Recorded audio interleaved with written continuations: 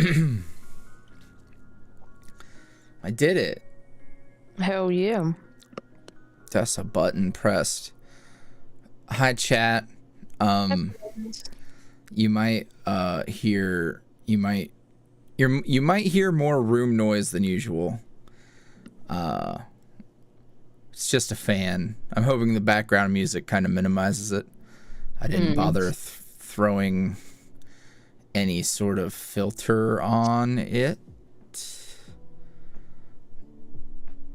So, yeah. Hello, everyone. Hi, friends. Hi, y'all. Nice of you to join us. Yeah. I'm fucking tired. Big same. I have a cat in my arms. Little baby. And there's a cat over there. Oh, Mochi. Oh, you guys can't really see him this time because the microphone's in the way. If I move that...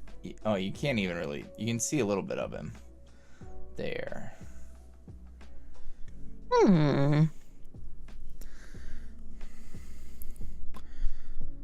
So, hi.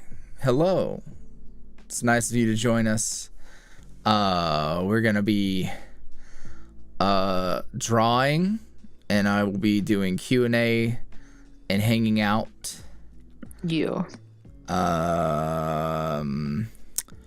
Hope y'all liked BitterSweet. I believe outside of Discord, this is the first live stream since then, and it's been great. I'm very happy with everything. And now we're going to be doing some Finn art. So the purpose of this stream is a little different from our usual character design stream, because obviously Finn is already designed. And this is more for getting video art of Magic Finn. There's no good name for him yet. Like, Storyteller Finn is great, but it's not really accurate, because so much has changed since we needed a name for him. So I mean, we can shorthand call him Storyteller Finn, but it's not... I don't want that to stick. Yeah. And I don't really want magic to stick either, because, like, yes, but also no. So, you know.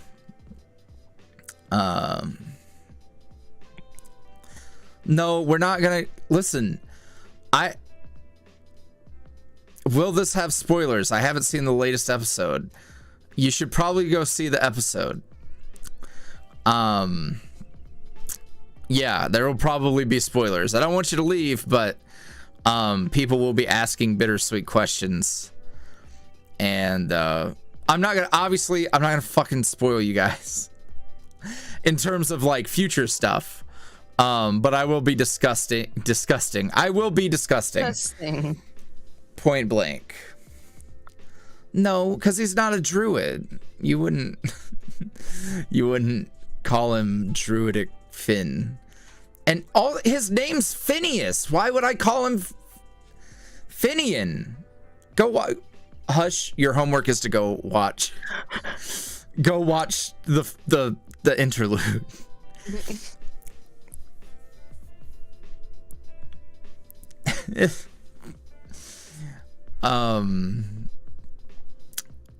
Yeah.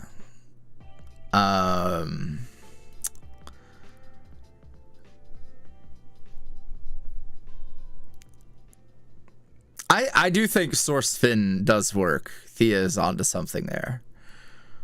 What is this? It's Finn. Oh, I looked away and I didn't know. All right, so these are the no one, Miss Voice, no one started saying anything about Phineas and Ferb until you right now. It's not funny. Oh shit. Oh my god. I hate that. I hate it because in the interlude stream there were like two of them. They're like, oh my god, everyone's talking about Ferb. Like everyone's talking about, like, literally two people. And when no one's laughing at their joke, they then try to keep bringing it up. It's like, damn, bro, just get off the stage. Just get off the stage, dude. Like, it's cool. It's fine. I get it. You watched fucking shitty cartoons. Oh. I get it. I get it. You're hilarious. I made him Phineas and Ferb flavored. I fucking Jackie Eleanor, don't Jackie Jackie Eleanor.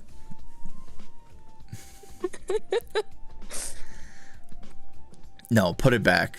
Put it back. Let him have it. They're big, you know? I don't even remember if this is how he's shaped. But yo, y'all are telling on yourselves for having not watched that episode. That isn't an episode. Go do it. Because not only that, it happens it's the first thing that he says. It's the first thing. All right, so the point of the art stream, we need some source fin video art, because, you know, we're gonna, what the fuck is this? If he is a mushroom, yeah. Fuck, the Finverse is busting wide open now. Oh, okay. Jackie, the stream ended. Did it? Oh, yeah. They said it was. You had too much power. Too much fin. Does that mean I'm gonna have to start broadcast? I wonder why it does that. That's very upsetting. Okay, it's okay. You're back. It's fine. Yeah. So, we're gonna do some fin. Yeah. So basically the video art, but also I'm hoping we can do version with robe and without robe. Right. To give his fit a little more something, because like I imagine he won't just be like a peasant, but yeah, it is basically that. Yeah, the only thing is that with the robe, he's not really wearing any pants. And that's fine. That's fine. Yeah. Okay. I mean, look, I don't know what he's got going on over there. Like, maybe he's magic. He's magic. Do you want full body or half body for heat? Full. Full. Because didn't you tell me that you'd rather just do full every time? Yeah. Okay. Yeah. So I'm cool with that. Okay. Yeah. And a thing that I noticed while we were working on the thumbnails, Jesus Christ, Jackie. I do like that guy. Can I go? Oh wait, go back to the fin mushroom. I like him a lot. I like him a lot, honestly. I like that. Is the thumbnail art. Okay, so while I was doing the thumbnail project, I noticed that I really liked how Zagreus turned out. I think that balance between like Jackie's take on the way that Hades art in general was, it was like this really cool balance of like her own thing with notes from what they did. Mm-hmm. And I was like, hey, you know, I like that. We should try to emulate that more. Because it wasn't as stylized as Hades, but it pops so well at a distance and it looks really crisp. So it's like, maybe we should try to land that. Mm-hmm. Yeah, I gotta think of a pose that I would want him in, or if you have any ideas. I'll let y'all know ahead of time that we didn't do any homework for this. I thought about it a couple times and then we didn't. I have no idea, but you do know like his general, his vibe. Right. It's not necessarily the same as soft boy, hi, welcome to my shop, Finn. Mm-hmm. It's a little more, it's still like, I don't know why. You know what it's about. Mm-hmm. I do have a couple of things for whenever we have a more finished thing going on. Mm-hmm. I really want to see him with a little bit of like scruff. Like, he's been neglecting his self-care. Mm-hmm. So maybe he's got a little, it's specifically like his chin patch. Mm-hmm. A little chin patch, a little sideburnies. I feel you. But that's for my own personal use. I just kind of want to see that on him. So,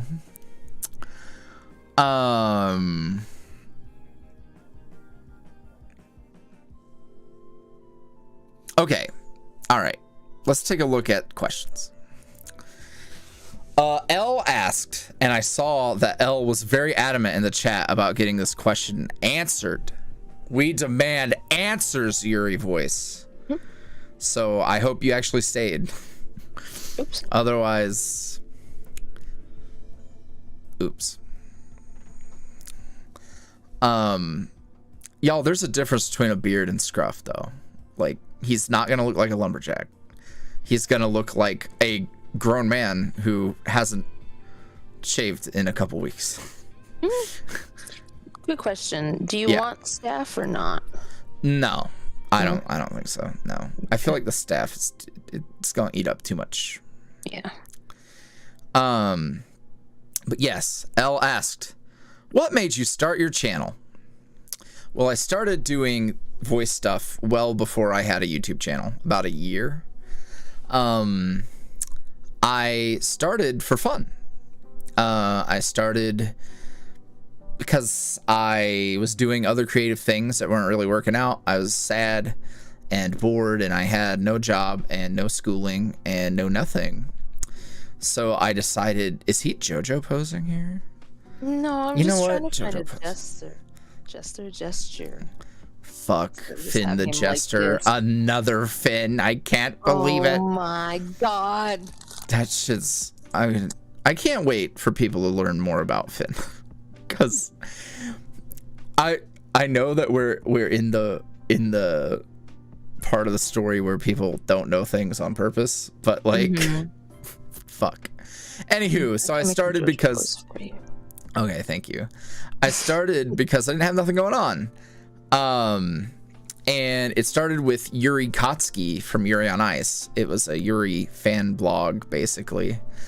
And I started with that, and the fandom treated me very well. People loved my Yuri on Ice stuff. I loved my Yuri on Ice stuff. I love that fandom in general. They were very good to me and gave me a nice springboard into doing other voices. And if I have any regret, it's that I made my name based on a singular character, and now people just call me Yuri, which it took me literally years to get over it. because people don't know. Like, so many people don't know about the Yuri on Ice origins. Right. So, you know, I met a lot of my I loved all my friends I made. That's how, I mean, that was like the uniting force behind a bunch of us meeting and stuff. It's great. Special place in my heart. I made the leap to YouTube when I found out that that what I was doing was not unique or special. That literally there were people who were very successful on YouTube doing basically the same thing. And the first person I found was Cardlin Audio, who was a very big boy on YouTube. And I was like, Yeah, oh, an idea. I see.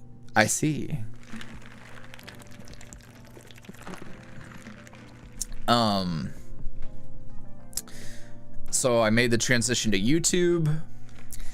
But ultimately what got me started was I just wanted to create stuff that I enjoyed. It was just for fun. And yeah, I think that's a big difference. Because now there's a whole lot of people who create content and stuff in the same vein as me, and people got into it to get into that. I didn't even realize like ASMR roleplay was a thing. I thought I was having an original idea, and I absolutely was not. Because even just posting onto Tumblr, I wasn't the first Tumblr voice boy. There had been for years people doing the same thing, so that's what I know. Yeah. Let's see. Rubik's Cube asked, what are your opinions on Mexican candy? I've enjoyed the Mexican candy that I've had, for sure. I know my friend Alice often has recommendations for me. Logan, 7 minutes ago, donated $5 and said, glad I was able to catch the stream. We love Finn here. Thank you. Thank you very much. And yes, we do love Finn here. See what's next. Libby asked, okay, I don't think it's a bittersweet question, but this is a question. Since I'm working on fan art of a drag queen version of Faust, what would Faust's drag name be? I don't know enough about drag culture to know. What would his stage name be?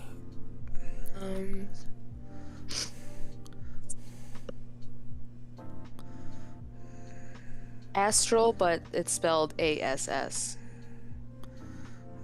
Astral. Astral. They love puns. What about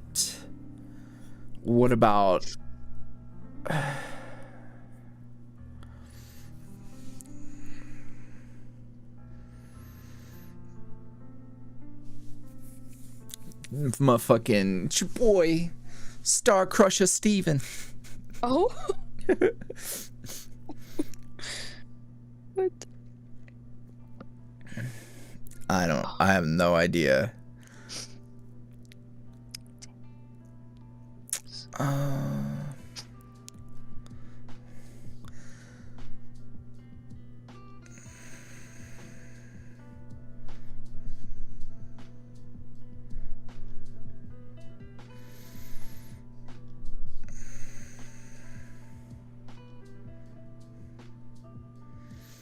Okay, what? Wait a minute. What about solar flare? But flare is like spelt as in the name, like F-L-A-I-R. And flare, so flare would be his name. Solar flare. Yeah, how about that? And he could go with like sun themed stuff. There you go.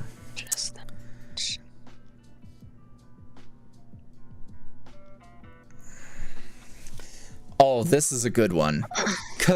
Clane asked, hey, a voice man, congrats to you and everyone who worked on the most recent BitterSweet. Holy shit. Question, what possessed you to tweet out an Imagine Dragons song the day after the release? Who are you and what have you done to YuuriVoice? Yo, listen, I know, and I was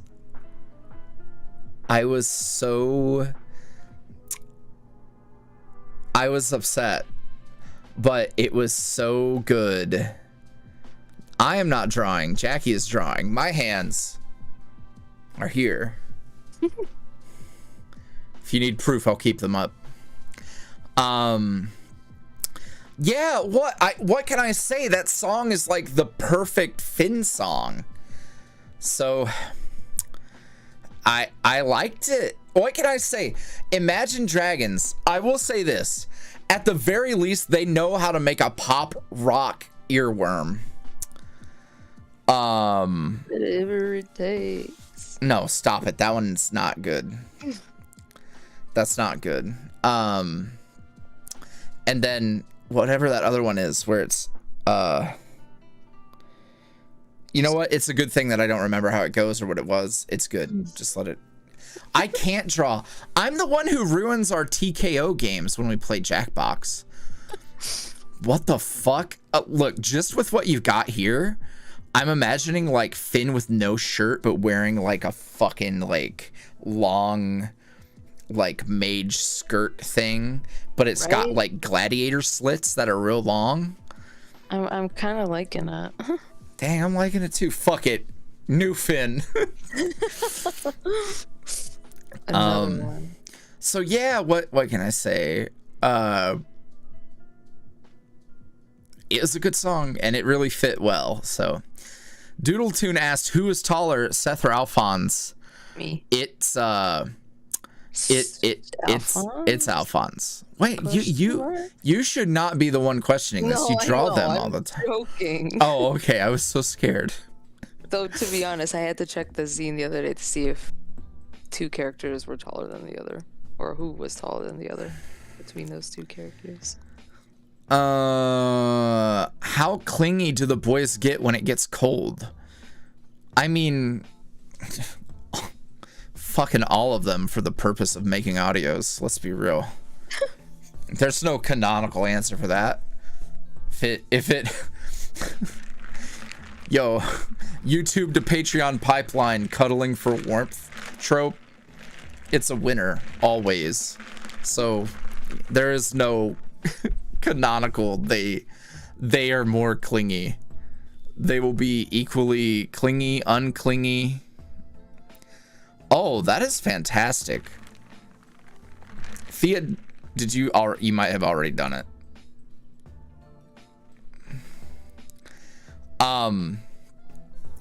Thea, drop that skirt in the worky chat.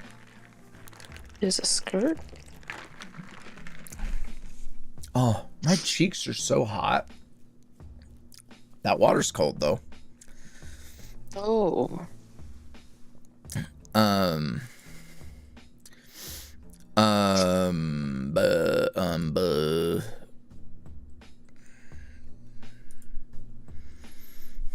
Yup. What if we make him stick? Oh. Oh, Finn. Oh my. I used to think he was built like a sunflower, but maybe he's more of a something. Something. Thickums. Are you Jack here? I know. No, you do follow your heart. Listen. I do think that he's got nice thighs. Like I don't think he's Oh, for sure. Yeah, no, I don't think he's like I don't think he's curveless. Yeah. Your boy Bex asked, what is both of yours biggest icks? And my answer is, you don't just give out your fucking weaknesses for free. Superman doesn't just go, hey bro, go get some kryptonite. You got this. Mine are bananas. No, all right, okay, that's fair. I could just come up with a funny answer instead of being like, I'm not telling you. Ice. Ice. It's fine if it's for putting in my mouth. It's bad if I have to walk on it. Ice is bad.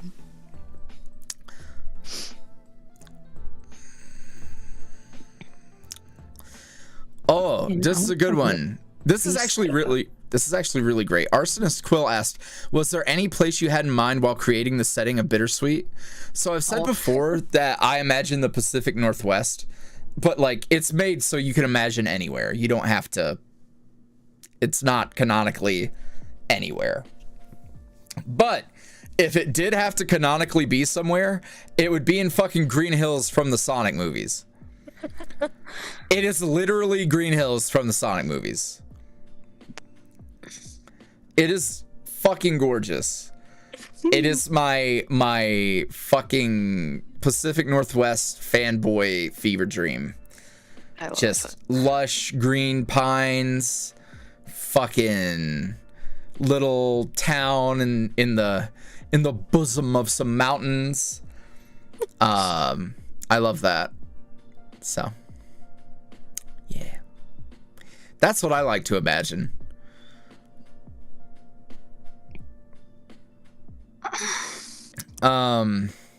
Amari asks a very hammer on nail question. Did the listener kill Derek? Yo, you're just gonna have to watch the next episode. You just gonna have to watch the next episode. You just gonna have to see.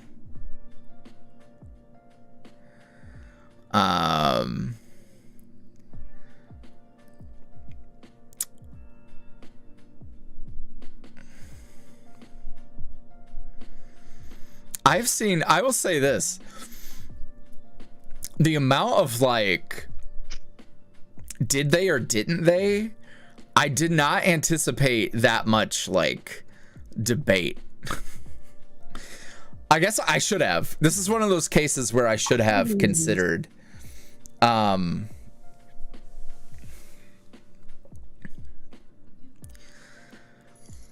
will say this. I'll say this. It's with me. I'm telling you straight up right now. And this is, I'm not just talking about Derek. I'm talking about everything I will ever do. Unless there's a fucking confirmed body.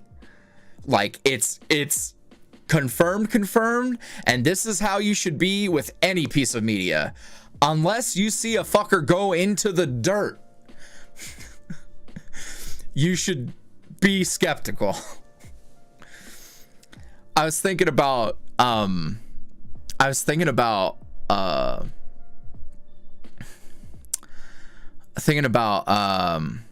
Kingpin and Echo from the comic books, and she literally point blank in his face blew him away, and he just got blinded.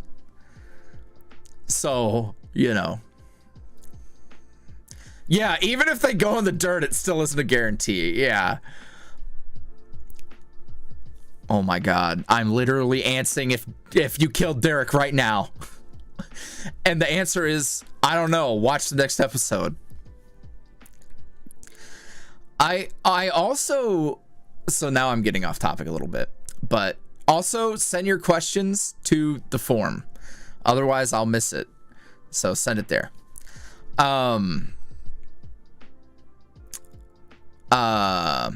What was I saying? How many times has a Belmont buried a Dracula? True. Fuck, what was I gonna say? Oh my god, I was about to go off topic.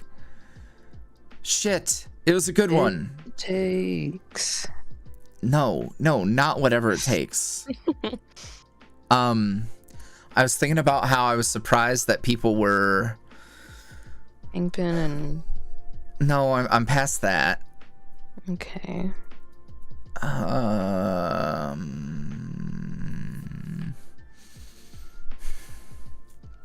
It'll come back to me. Oh well.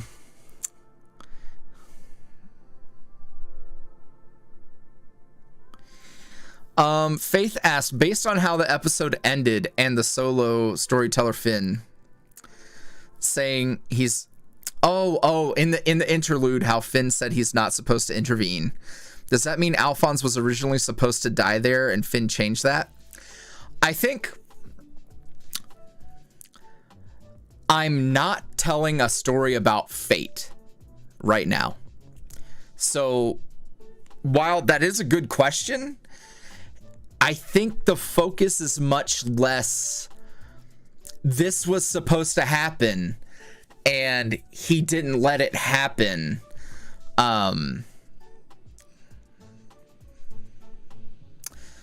So it's less about what was supposed to occur. It is what was occurring. That's what it is. But I think that does lead me to a good point that I'm not really telling a story about fate. I think fate and destiny is a little overplayed. Now I say that. Now watch, a light bulb will go off and it'll start to become fate, etc. What I do like when it comes to fate storylines is specifically when a character is fighting against those events specifically. So what I would have enjoyed more, if it was a story about fate, I would want it to be from Finn's perspective and we see like a loop of him failing at stopping fate.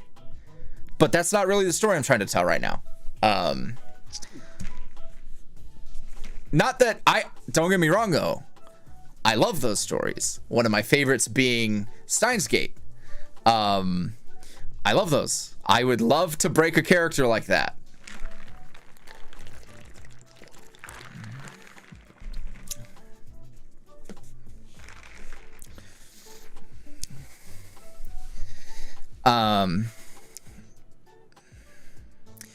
Yeah, but that's not what's happening. So let's see. I can't be nice to my OCs. Zin asked, what do you think about fantasy, as in his for the what is his code name? Oh no. Let's see. Oh, we got some more donos. Hex donated $5, said Phineas more like fine ass. I have a problem. That's fair. That's fair. And then Logan donated $10, said thick thighs save lives, give Finn the thickest of thighs.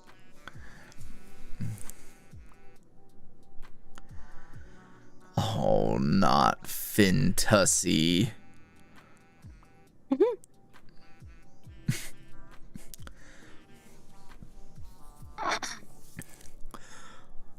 All right, that one actually made me laugh. Well, I didn't actually laugh, but I laughed on the inside. Now I laughed.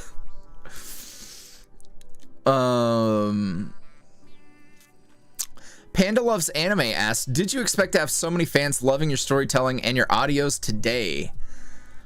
No, I never really. So I remember, I talked earlier about how I started out just for fun doing fandom stuff and eventually getting into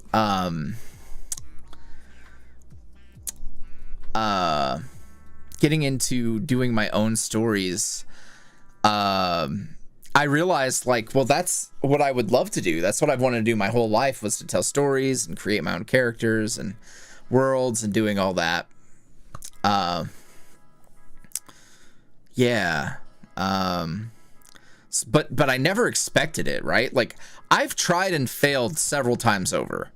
And if you would have told me that doing voice acting was going to be how it happened, I never would have predicted that. I would say no, it's gonna be something else. It's gonna be, I don't know, anything else. Why is that third one so hot? Right? He's just a stick man right now. I was just trying to find a gesture.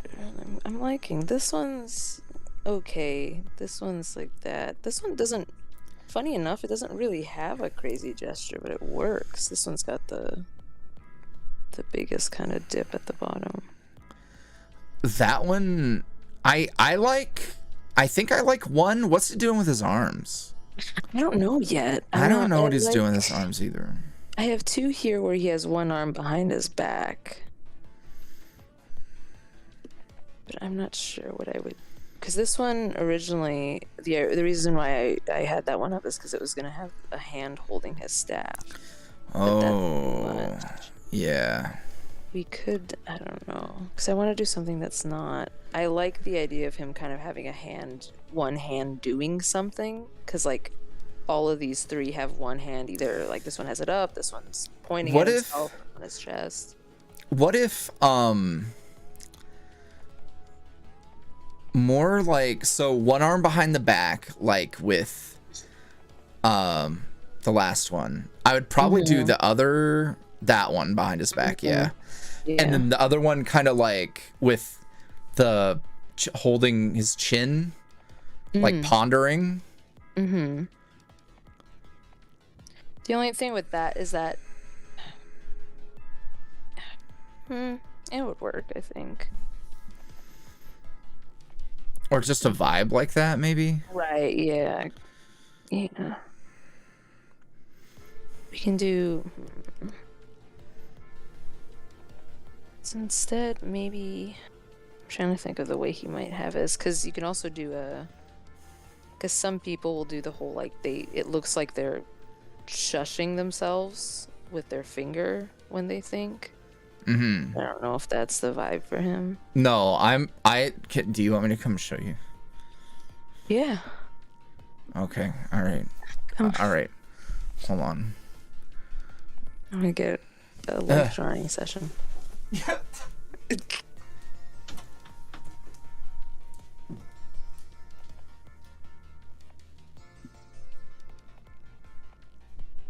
Hi. Post for me, rat boy. So like, right. With the finger, yeah. Okay. So you create a... Yeah. No. Did it different. Do it like... Okay. I want to see you do it. Like that, no? Yeah. Okay. Your fingers are just... My thumb bends weird. I get bullied in this house. I get bullied even when I'm not. Let's be real.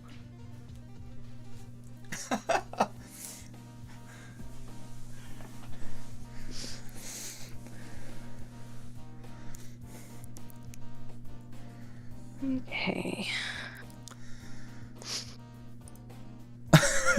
So do we want to go with the first one then?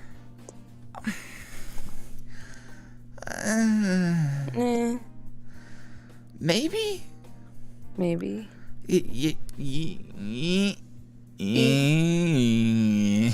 did really like the third one. See, the thing with the third one is that he's on the ground plane. Whoa! Oh. Your microphone just... There's a demon? Oh no! It's fine now, but like I'm pretty sure we just opened a portal to hell or something. Oh. That's fine. And I think the thing is because the third one is a little too, like, that's a vibe he would have, but it's not a vibe he would have in one of his videos.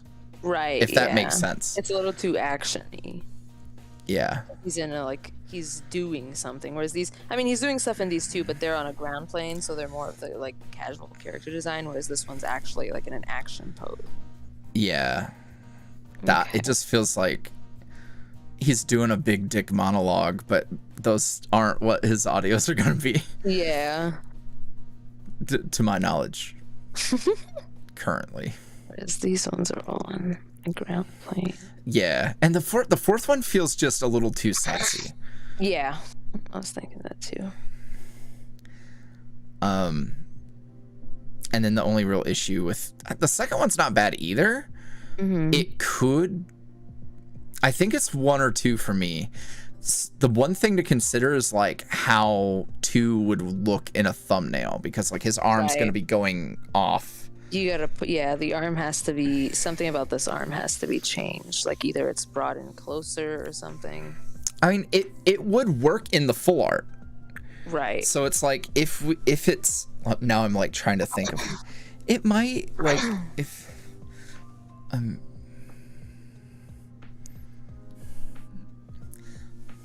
I don't know what I'm doing.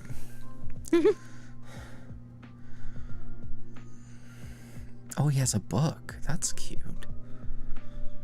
Never really thought of that. Huh.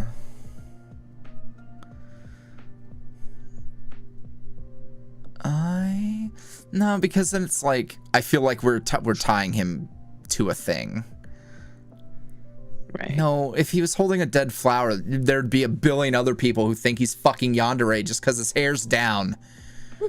Sorry. Holy shit. He's had enough.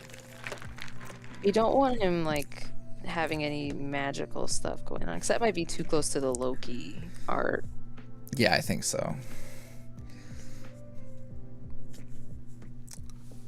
I don't know. Maybe we just go with 1.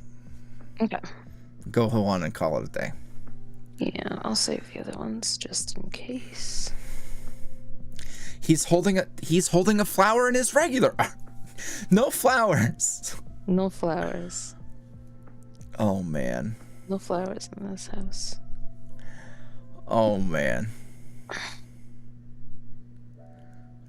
No, we've done the hold a flower thing.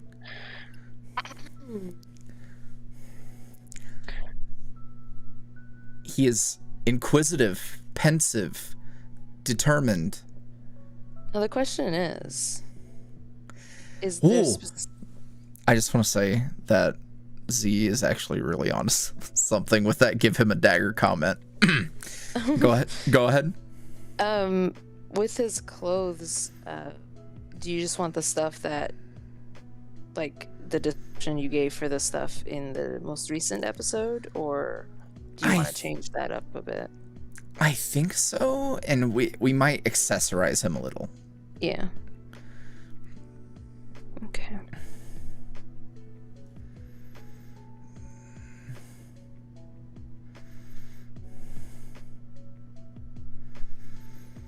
No, I'm so for the give him a wand comment, I'm so particular about how magic gets used in an established universe, and we've already went with staves, and it would bother me if a staff user then used a wand. It would bother the shit out of me. That's fair. Bother the shit out of me. Even though, like, realistically, a magic user can probably, just the same way like a warrior can use all kinds of different weapons, a magic user would probably be able to use different magical, what are they called? Things that you channel through. Utensils, sure. It would make sense, but my brain doesn't like it. My brain don't like it. I might have played a game at one point that...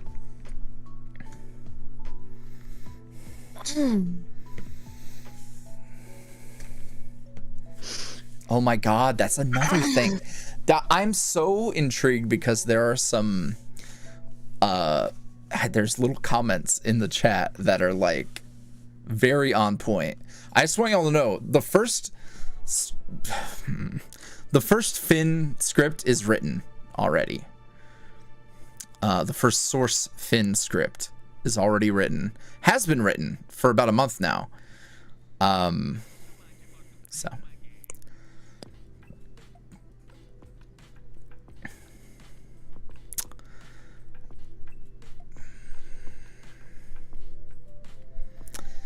yeah.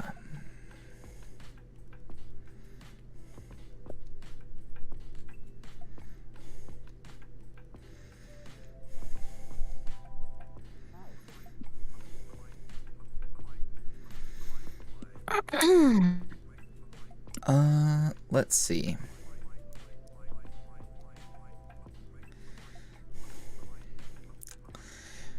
Lulu22 asked,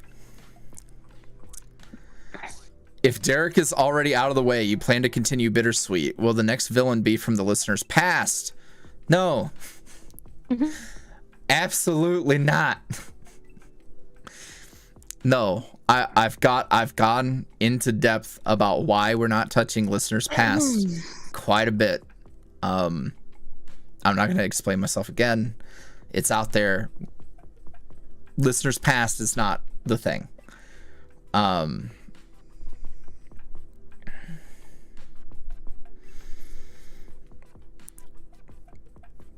Pushing up glasses would block too much of his face, in my humble opinion.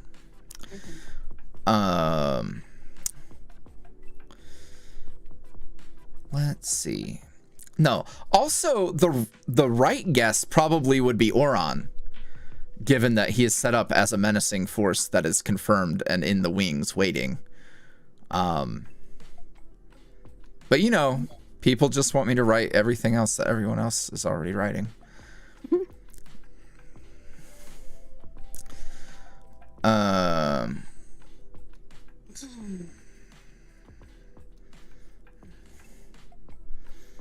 Not to mention that Jesse is also like that's Seth's villain. Wait, what the fuck do you mean?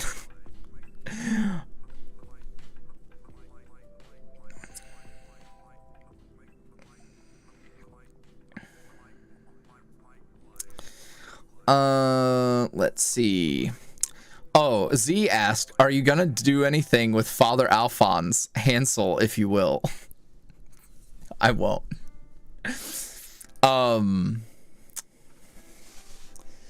No one will okay.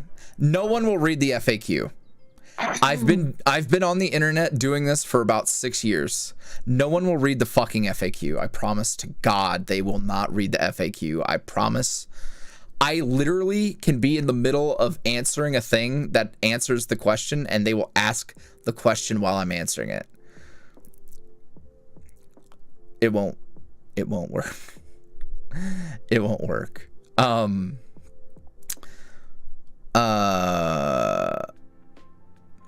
No, I don't plan on doing anything with Al's dad.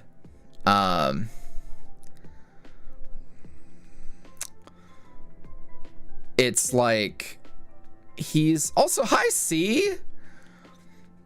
Also, I'm glad that there's someone else with a following who can confirm that an FAQ doesn't help. You can lead a horse to water, but you can't make it drink. You just can't. As for like Al's dad, in terms of doing something with him, no, I don't think so. Oh, we've already got it. Is this Yandere Finn? Y'all, I don't have my long hair no more, but I promise you that I didn't become a different person every time I put my hair up and put my hair down. The thing is, like, regular Finn also has long hair. It's just up. It's just up. It's just up. That's it. Do you telling me he turns into Yandere every time he takes a shower? I mean, maybe. I mean, let's not rule it out. Let's not rule it out, but fuck, what was I gonna say? Oh, we're talking about Dead Dad. Yeah. I think the other issue is that, like, I mean, Dad Fonz was happily married and had a kid. So, like, unless you wanted to be Al's mom, Jesus, I feel like that's a very specific niche you'd want to listen to. No, I think you might see more of him, whether it's flashbacks or pictures.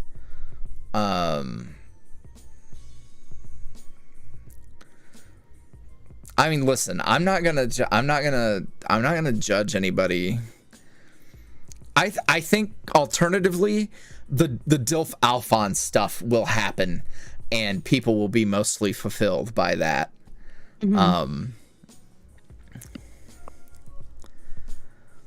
But yeah,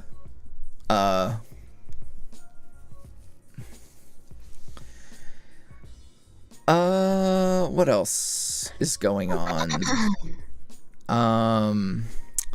Mushroom fin audio when? I'd never rule it out. Holy fuck. I would never rule it out. Oh, look that would be such a fun design.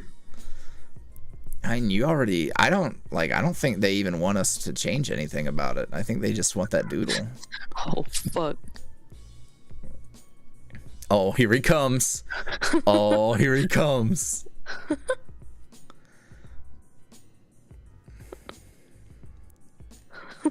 Wait, hold on. How did I do?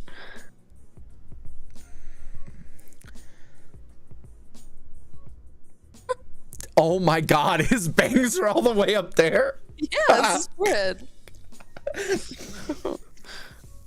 That man is a bingy. He looks like Clippy. Holy shit. Mushroom Finn popping into videos and playing the role of like Clippy with factoids. That would be funny. Oh, we know you didn't pay enough attention to the lore, so here's a factoid. Jesus Christ. Finn Clippy. Oh Christ. Stay on screen.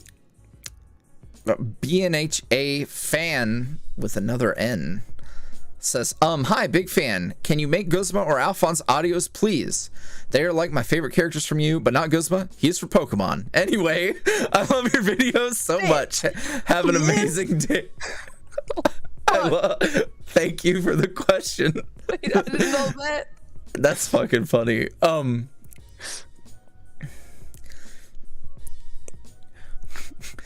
Here's a factoid. Go read the Q&A, and the Q&A puts a fucking puts malware on your computer. Like, oh, you're the one person who reads FAQs. Fuck you. It's so funny. Oh. Oh my god.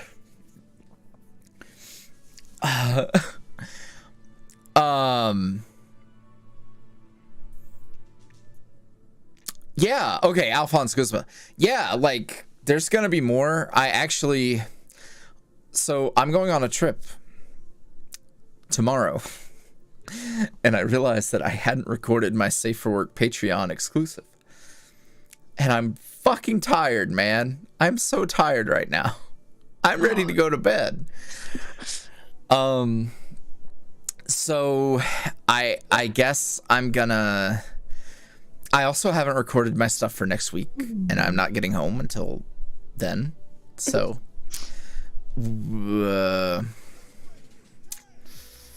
yeah. I'm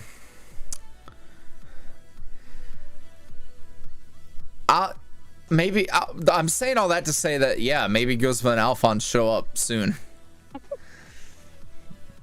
Yep, I put him in something real slutty. I mean, it's not like, it's really not what he was wearing though, so maybe not. What were you saying? I was thinking of putting him in something with a lot of titty out, but it wasn't what he was wearing, so. No, I mean, this is our opportunity to make any adjustments that need to be made. Anything like that. So I'm gonna play around with it though. Yeah, go for it.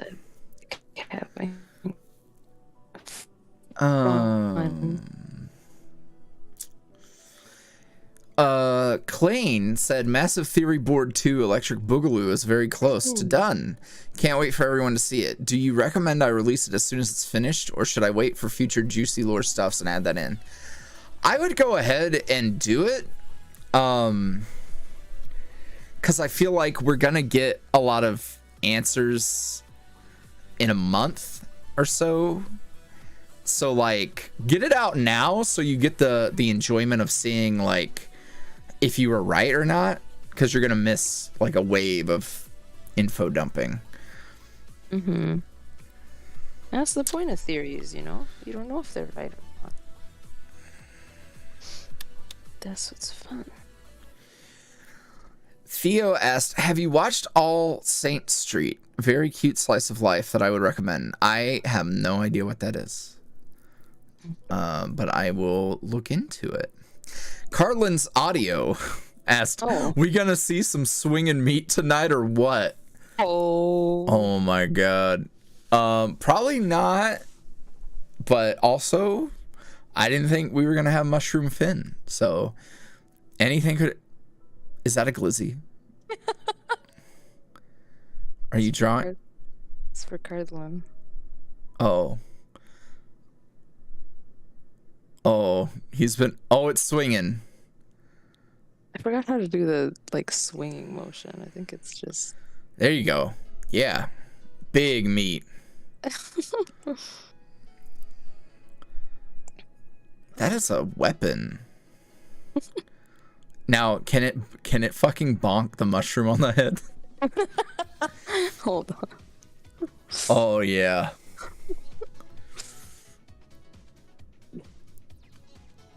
I was gonna draw something, but it's a spoiler, so I cannot. There you go. There you go. Bonk the shit out of him. Make the meat bigger. Like expand on. Yeah, there we go. Yeah, beat that meat or beat that mushroom. This is what these streams are about. Yep.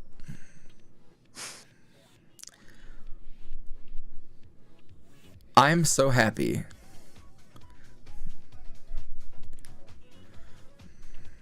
Okay.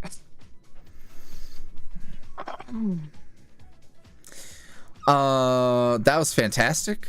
That's art.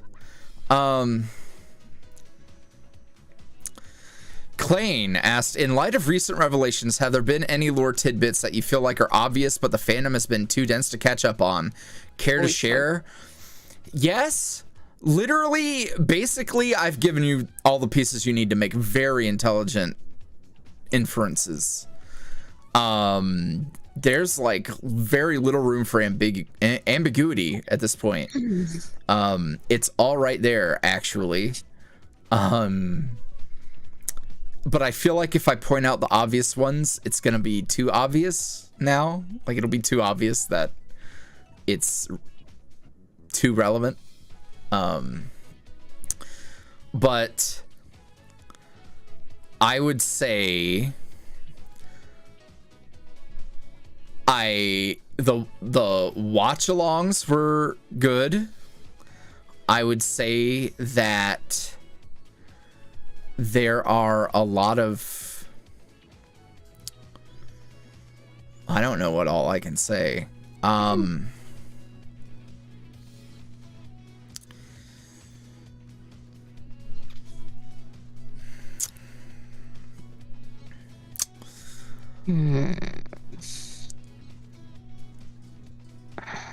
I do know that I think I want him to have I'm liking where your head's at with the belt thingy.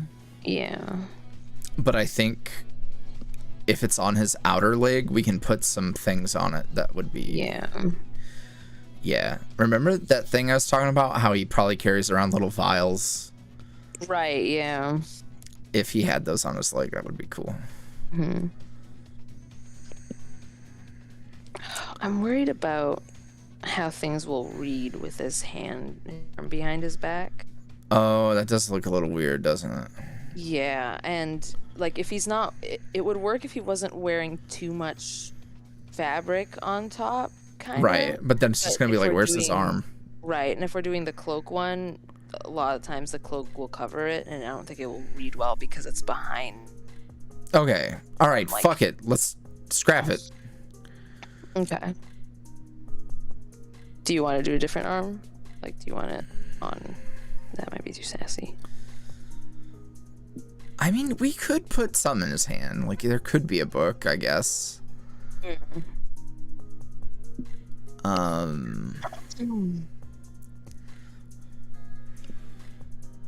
could be a book. Yeah. Because a book is kind of like, that's whatever. You can just assume he's carried it with him or He has something. them in his office too. Yeah. How do you feel about it being with like thumbnail stuff? I think that's fucking, because if the pose is like that, he'd probably be a left oriented thumbnail. I mean, the book might just go off if we just make sure it goes off screen, but there's not a lot of like arm. We could do it where maybe he's like holding it. No, it would be weird if he was like holding it down. Then it would be weird to have his arm up there. Because a lot of people don't really like when they do that whole thinking pose, their other arm isn't out. Like that's not a natural thing. Just put his hand on his shmee, bro. Fuck it. Let's just go buck. No, stop. What?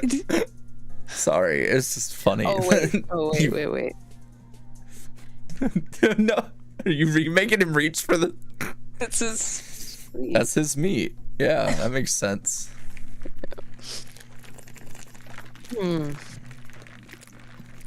Fucking Source Fin lets his nuts hang, bro. I don't know. Listen, we could nuke this whole pose if we need to. I'm not married to it. I don't even know if that angle on his face is super flattering. Yeah. Okay.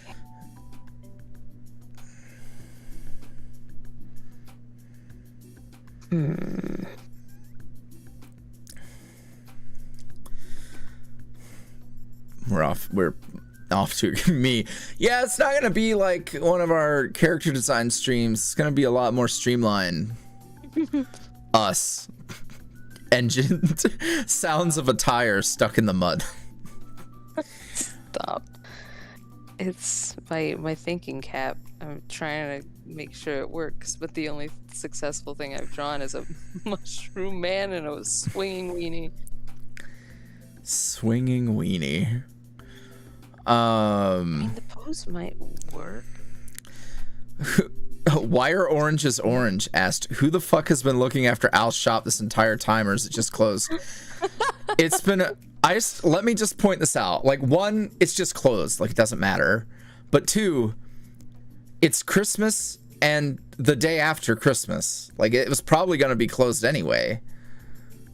So keep in mind that just like it's been, so from Christmas morning, which was the end of chapter 2, it has been 24 plus half a day. 20, what's 24? 36. It's been about 36 hours.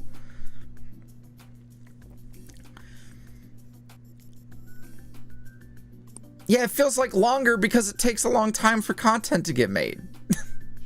But literally, canonically, in the video, like, it's relevant to the plot, the timeline. It's been.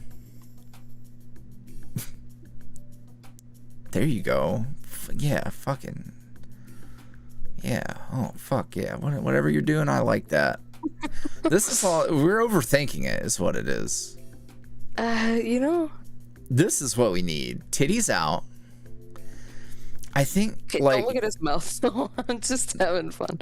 No, that's how it should be. What do you mean? That's canon.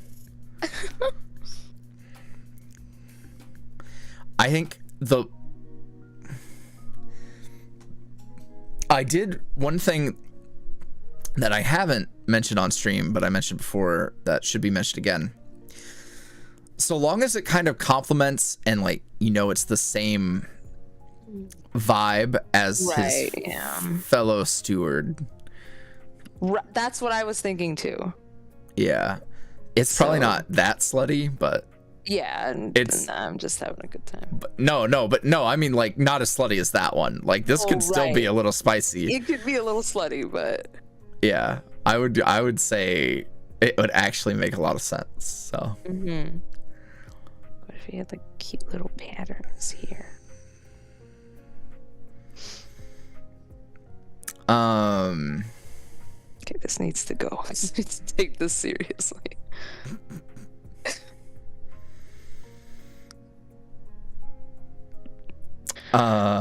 Let's see.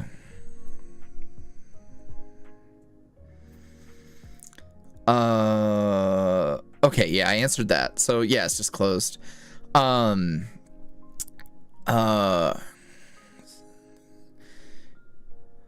Yuri, from the last stream you answered my question about if you would consider making more fantasy-based audios, but I have to ask if you have any favorite fantasy-based audios, books, movies, shows, etc.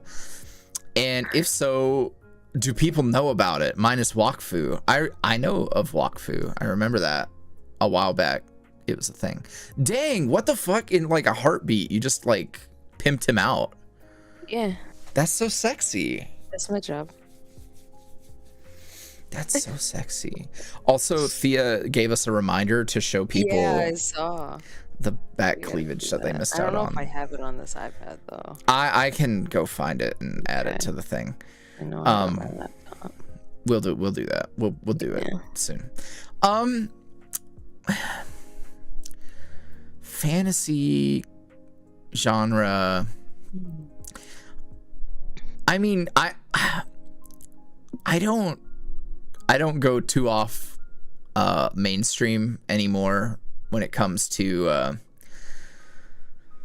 consuming stuff. Like I need to get into reading more. Like I need to go read more. Yo, what the fuck? This is kind of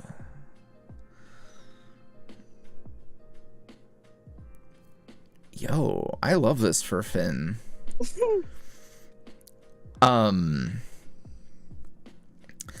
Like, you know what? Very my instant thought is fucking Bowie in yeah. In Pan's Labyrinth, I think. No, not Pan's. No, Pan's Labyrinth. Just Labyrinth. Labyrinth. I get that shit. Right? It is hot as fuck in here. Yeah, I think it's just Labyrinth. Pan's Labyrinth is the big old scary one.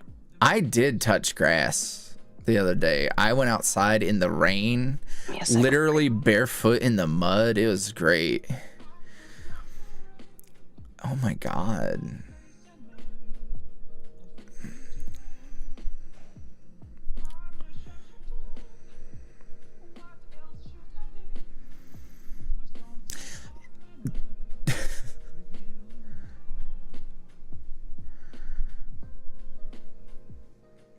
Don't feel bad, Finn, doing stuff, because I've seen people who are like, they basically thought that Finn was going to be Derek's Walter White and was the one making the drugs. And I was just like,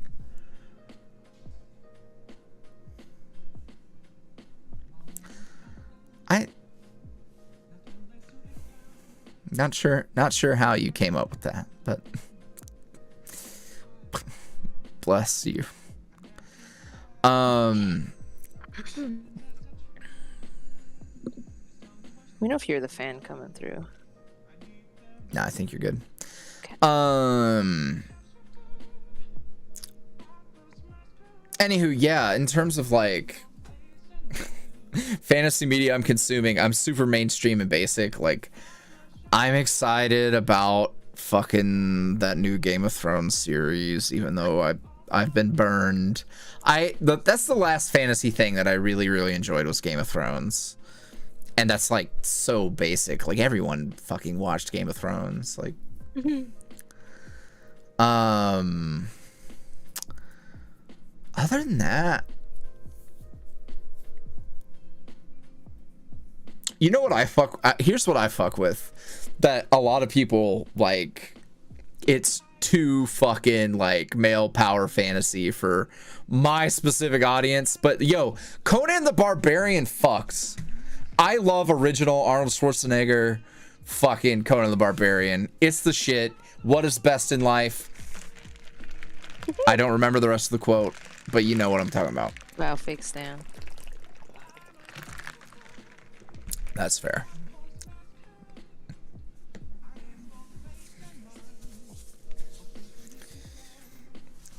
It's 2-string beanie.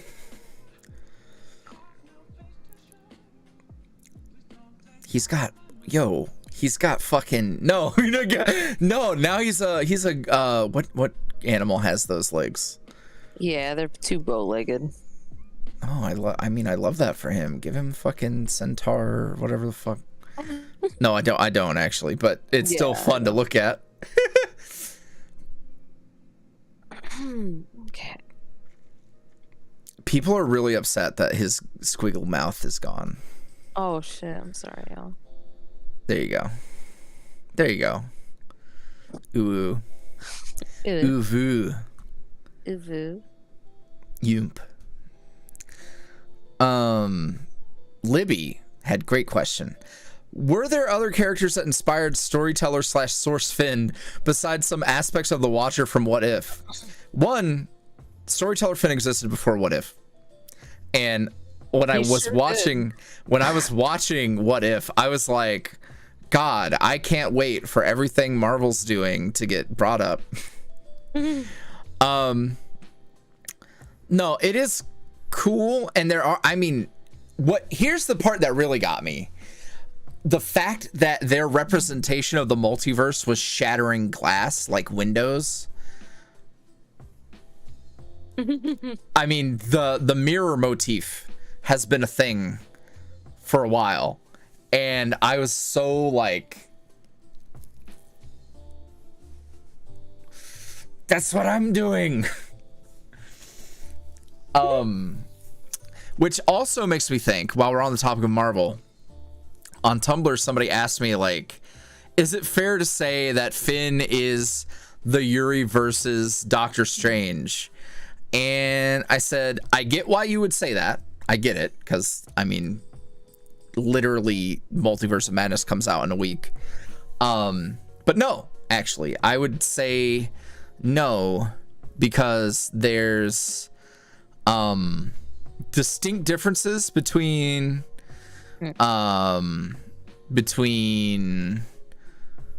what their multiverse is and what my thing is. But also, like, Strange, his fatal flaw is his hubris, right? He has a fucking ego. He thinks he knows best. He is quick to act. He has fucking he has smartest man in the room syndrome. That's why he didn't get along with Tony Stark. Stuff like that. Whereas Finn is like I think Finn's issue is he knows that he's gone too far. He's been the one who, in the interlude when Finn says, if you could see me now, you'd call me a hypocrite. So, like, he knows that he's pushed too far. He knows that he's tampered and meddled when he shouldn't have. Whereas Doctor Strange is the type of fella who just thinks he's too good to fail. What did you just? No, I was saying that, like, the way that I had his arm, the gesture in his hand was a little too sassy for him. But because this is a good question, Libby. There are inspirations in particular, and why the source Finn thing is so funny. One of my big inspirations in the beginning was the Crystal X arc from Final Fantasy XIV. Baby. Finn is in a tower. Finn has portals. Finn is he's not super forthcoming with his intentions. He even the motif of the colory, his magical colors is like that bluish hue. So yeah, Crystal Exarch from Final Fantasy 14, big inspiration. Mostly for the aesthetic and the vibe, not so much the character. Their character is pretty different. Outside of the I'm going to do what I'm going to do, and I'm probably not going to tell you why or what is happening.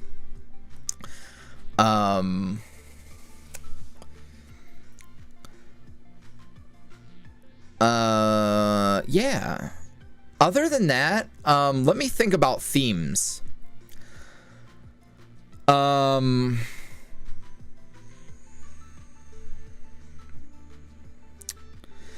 the top of my head, I don't recall exactly.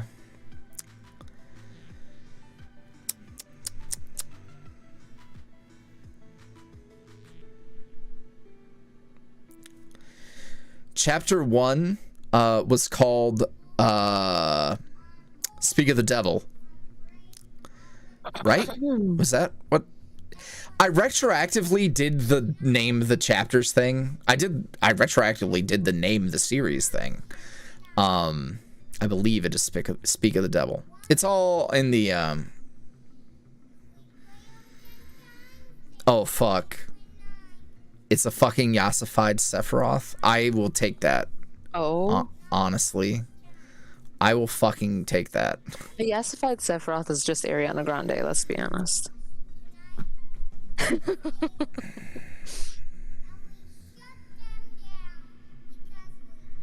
Damn, what if he had like a knife? I hate this song.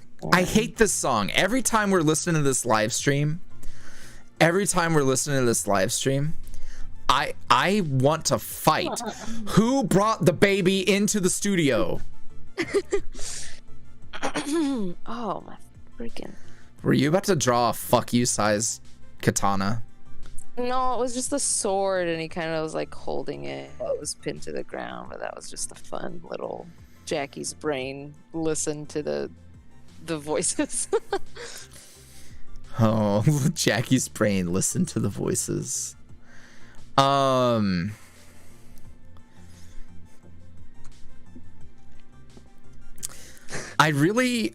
like desperately trying to think of thematically what inspirations there are, and I know they're out there, but I can't think of. Finn would not use bow and arrow. Not this Finn, at least. That's a fat rat. Yeah. Thick Charlie when? I was thinking about that earlier. Thick character soon. This normally happens when I draw. Sometimes I'll stop drawing the shit. Finn would be like, well, hold on now. In D&D, like I feel like you'd have to be a druid just because. I've got so many druid hot takes, but I won't say them because I'll be assassinated.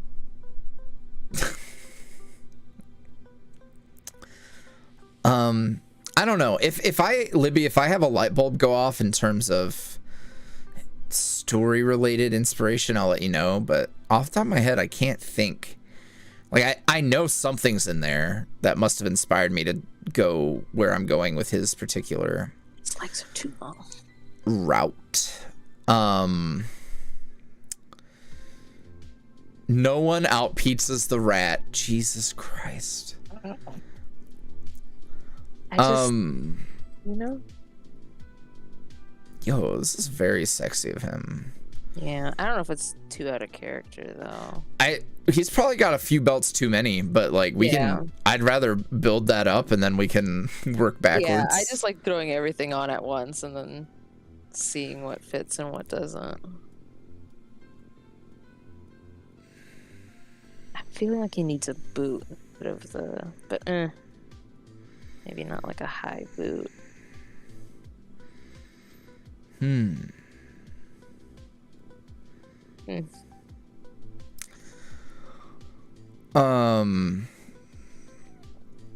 general, with Finn in particular, we've got a couple of things that are going to be explored, or at least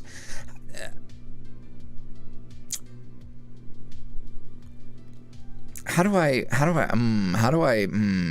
telling yourself. Yeah, you're right, because there's like so much that I'm about to tell.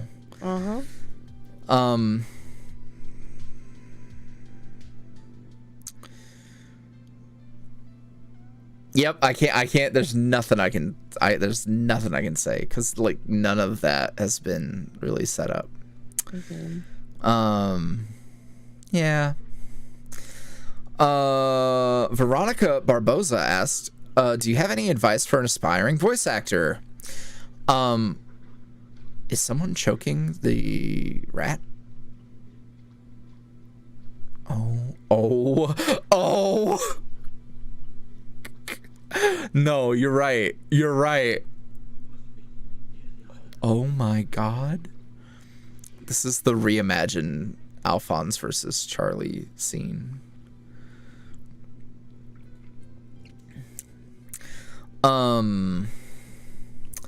Advice. Just do it because you want to do it. Have fun. And record yourself a lot. You have to get used to hearing your own voice, because naturally, I think most people aren't super into hearing their own voices. But it's a good start.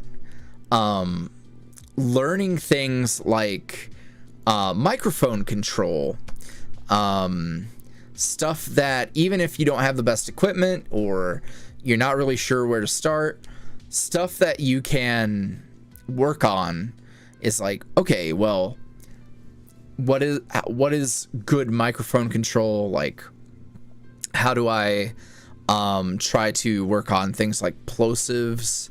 How do I improve my fundamentals? I think is a good place to start. You can find, if you want, go, here we go. I'm gonna give you homework. How about that?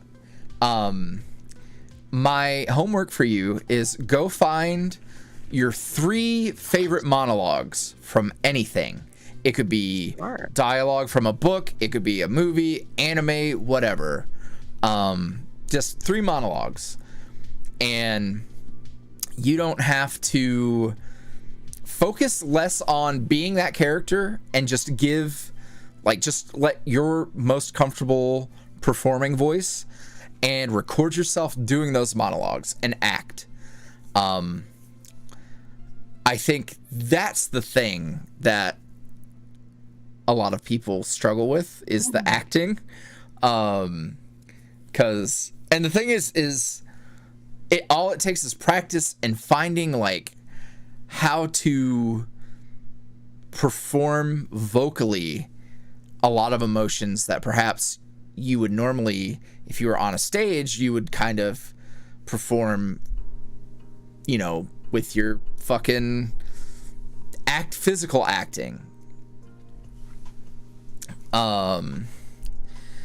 So I think that's a really fun way to practice, is like, because ultimately I think what a lot of people who get into voice acting are about is like, well, they enjoyed performances, right? Like you see something cool, you're like, dang, that's awesome, I want to try that, and then it's an interest, right?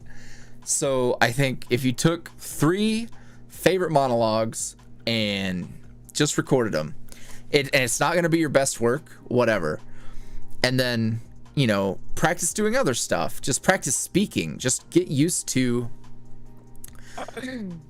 talking a lot. Like, get used to, you know, it's like, you know what? Part of it is killing your cringe. Like, kill the part of you that cringes. Because, you know what?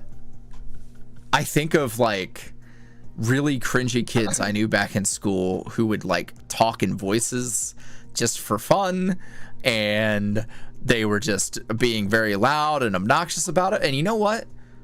They did get pretty good at those. Like, they did do that. I'm not condoning just randomly choosing a voice and doing that all day. But yeah, just get used to speaking. Things like, you'll start to realize how much saliva is in your mouth. Stuff like that. You'll start to realize, like, oh god, I'm really juicy, or like, oh, my mouth's popping a lot. So sometimes you gotta drink, sometimes you gotta not drink.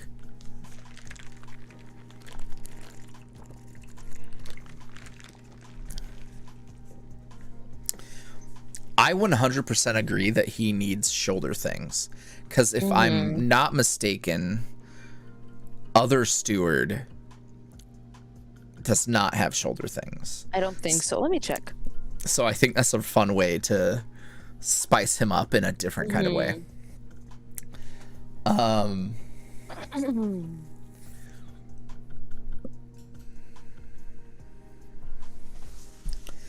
He doesn't.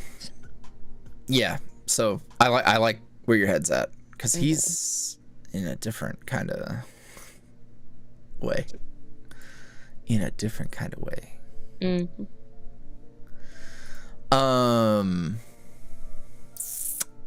Yeah. Let's see. Who is your favorite character in BitterSweet?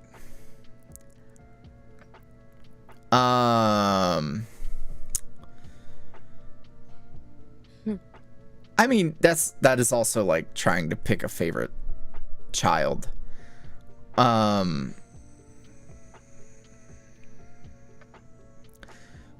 What? We've had Emo Care Bear says you already have the other steward, but not Finn. There's I've had, I mean, Finn's right there. Finn. Sure. One. Be more than one. The costume is not completely done yet. Two, like, you could work on multiple things at once. I don't know if that other hand on the shoulder is it. I like that, honestly. Yeah? Yeah.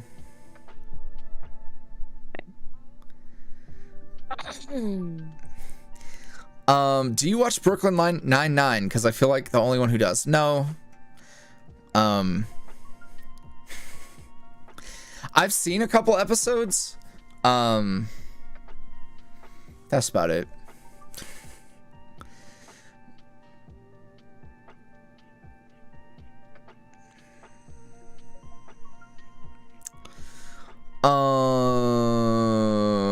DB asked, I'm sure someone's asked this before, but how'd you come up with the idea for the YuuriVoice original characters? Anything inspire you? That's tough because there's a lot of them. It kind of just, it's like a roulette of pick your poison, right? Like the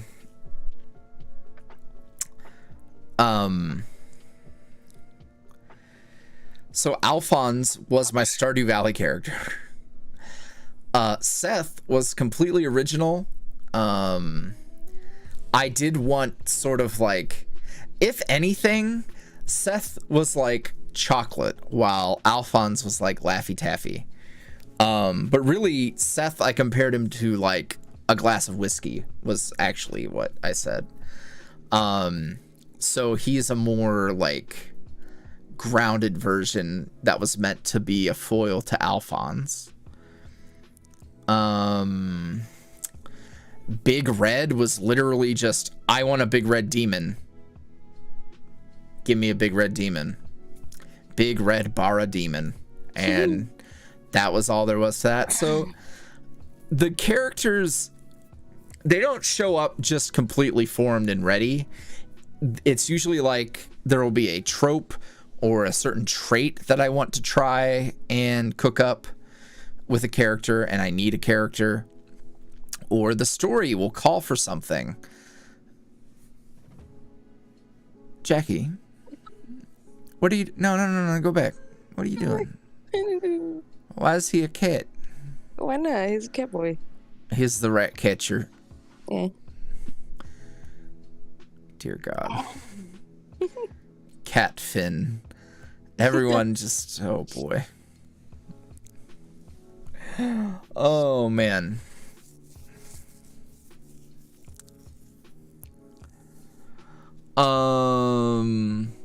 Gay Frog says, asking real questions. Would you be / were you a My Chemical Romance kid or a Living Tombstones kid? I don't know what Living Tombstones is, and in the My Chemical era, My Chemical Romance era, I was like aggressively anti-screamo and emo. I was like, I'm a real metalhead. I don't like that whack ass screamy pretty boy music. And now I love that. It was the toxic masculinity, I think. Isn't the Living Tombstone and aren't there two completely different genres? I think they're asking if I was either or. Right, okay. Like which side of the spectrum was I on? I don't know. I'll tell you what I was. I was a fucking cringe ass metalhead poser who listened to Slipknot and fucking Korn. Same. So I was whack is what I was. I was whack.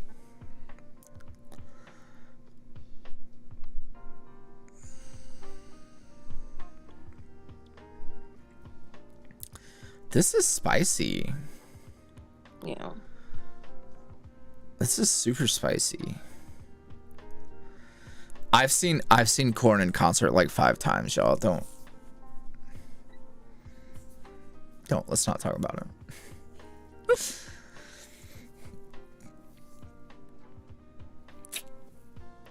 I mean, I'm loving this vibe. Mm-hmm.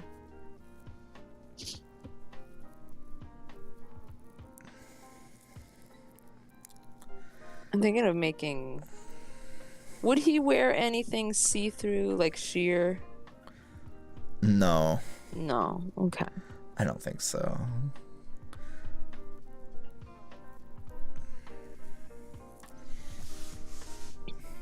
This is Finn without the robe, minus what we saw in that last episode.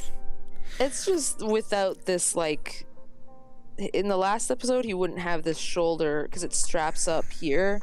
Mm-hmm. Wait, let me get a red thing. So it straps up.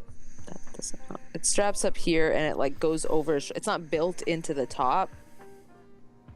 So for me, it's, I don't know. I guess it's like he's got his really basic underclothing. He's got this like kind of whatever. And then he puts the cloak over it, so the cloak's shoulder shape that it has, it doesn't just come from the cloak, it comes from this strappy bit. Oh, I like that. Yeah. Yeah. I mean, here's what it boils down to for me. One, he's sexy without the robe. Mm-hmm. And 2, like, I imagine he needs like streetwear. Like, I don't think he only wears a fucking robe over there. Yeah. So that's what I think. I like it though. Yeah.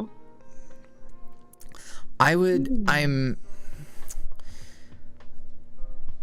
think we could do without that front sashy bit that's on his right leg that's hanging. That thing, yeah. Yeah. I do like the one in the back though. So then I feel like, well, maybe, I don't know. We could maybe have one. Oh. And then not have this one. Yo, what if it's a cape? True. I mean, the cape could be coming from this thing that he Yes. wears. Yes. And it comes down in 3 pieces? Yeah. You know what? Goated with the sauce.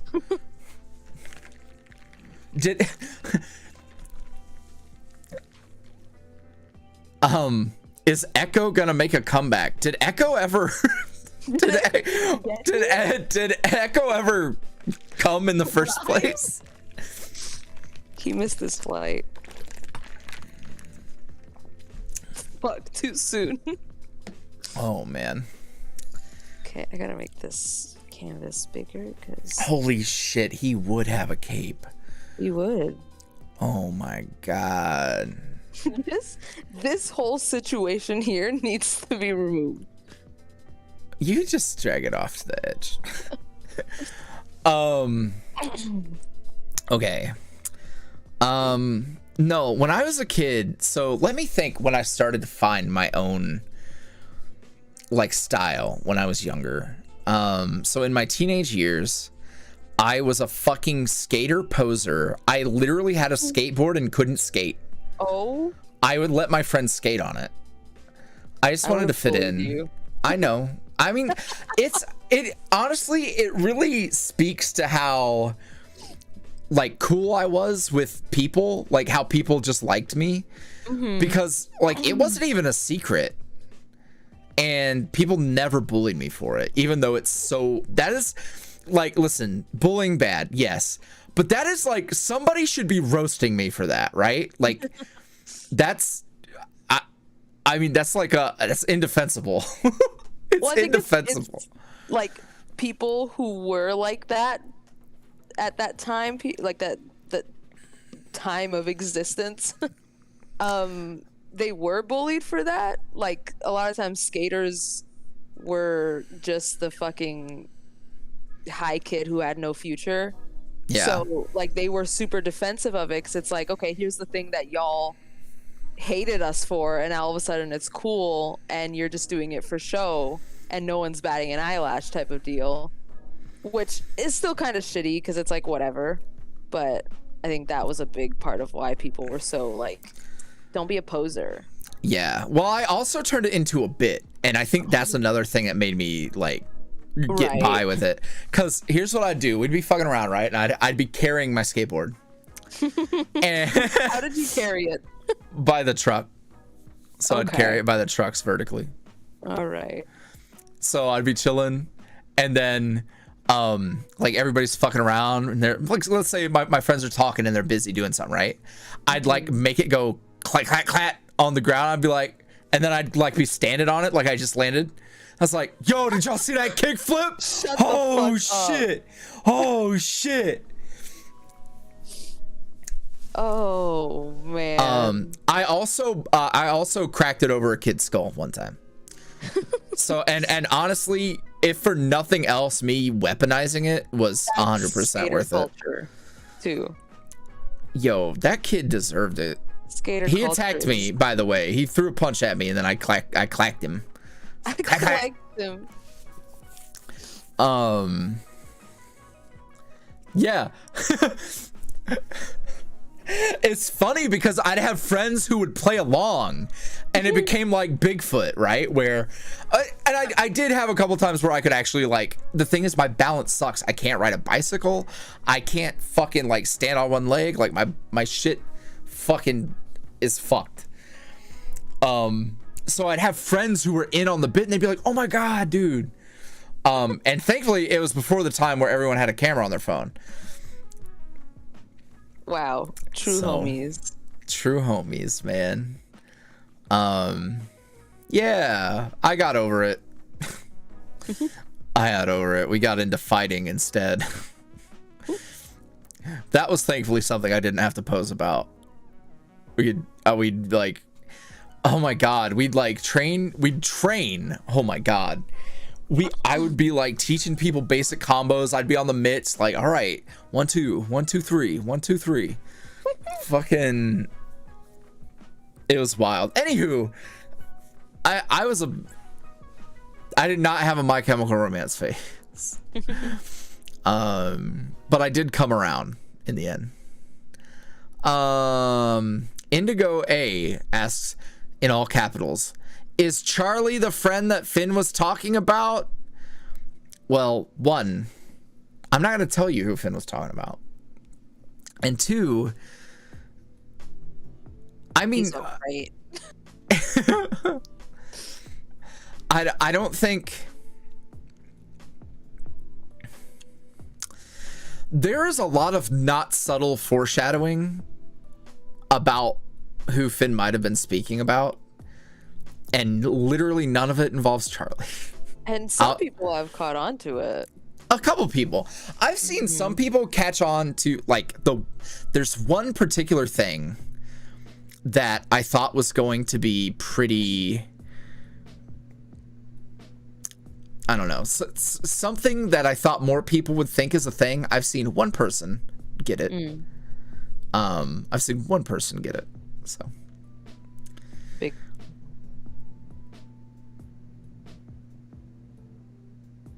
Okay. Let's see. Toby Bunny asked, Yuri, have you been taking care of yourself properly? Yeah, actually.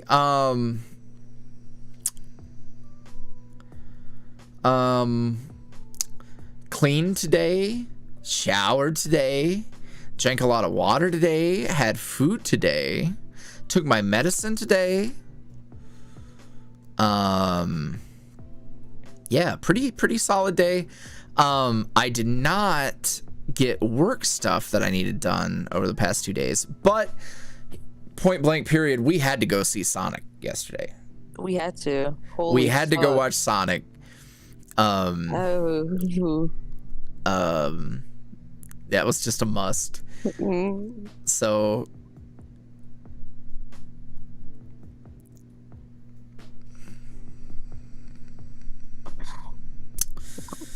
yeah, anywho, yeah, I'm good, and I have food planned for after the stream. Yeah, I do, like, so real talk, I'm taking a very long road trip that was initially a thing because I needed to go see Nine Inch Nails. They don't tour a lot. They might not tour for realsies again. Like, Trent Reznor is having a lot of success with creating movie music. So, and I got front row seats. So, yo, sometimes it's not worth it though, because when we went to see Tool, we had really close seats, but they did the thing where they put down a translucent, like, drape thing, and they project images onto it, and, like, we couldn't see shit. Yeah. So, like, nosebleeds would have been better. I haven't seen anything about the tour. I don't know a set list. I don't know what things look like. I'm going in, like, completely clueless. I'm so excited.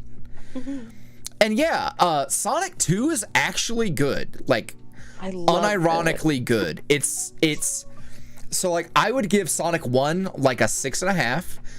It is what it is. It's a Sonic movie. It's exactly what you'd expect. It's short, it's sweet, it's fun. They know that the best thing is Sonic, and Sonic 2 is actually a lot better. I would give it like a 7.5, which is a pretty big jump. I feel like once you cross into, like, the 7 out of 10 territory, that's where it's like, oh, it's, like, unironically pretty decent. It's good. Like, it's definitely, the demographic is like teenage kids. Yeah. That is the primary demographic. But there's enough in there that's like, it's for fans of the game. There's a lot of great references to the games. Knuckles, A+. I love he. Knuckles is great. He's not an idiot, a complete idiot. I think that's what I was worried about, right? Because, like, I'm not going to spoil anything, but clearly, like, the way it's set up is Robotnik is going to manipulate Knuckles, who doesn't know certain things or is like a fish out of water and doesn't understand, like, what's going on. And I thought, like, oh, well, I hate that trope. I hate it when it's like, I'm strong and unlearned and I'm just gonna get used by the blatant bad guy. It's not that bad. It's not that bad, so I liked that. Tails, holy shit, that's a baby. That's a baby. That's a little boy. Perfect little child. That's my son. That is the light of my life. Tails is fantastic. There's a couple of I noticed this sort of thing because I'm way too fucking like analytical. I noticed some dialogue that, like, I feel like they edited the script and left in something that didn't fit quite as well. I think I noticed something like that twice, where like something didn't get adjusted with the draft, which happens, but I was like, but that character didn't say that. Like, there's no reason for you to respond that way. Yeah, it was good.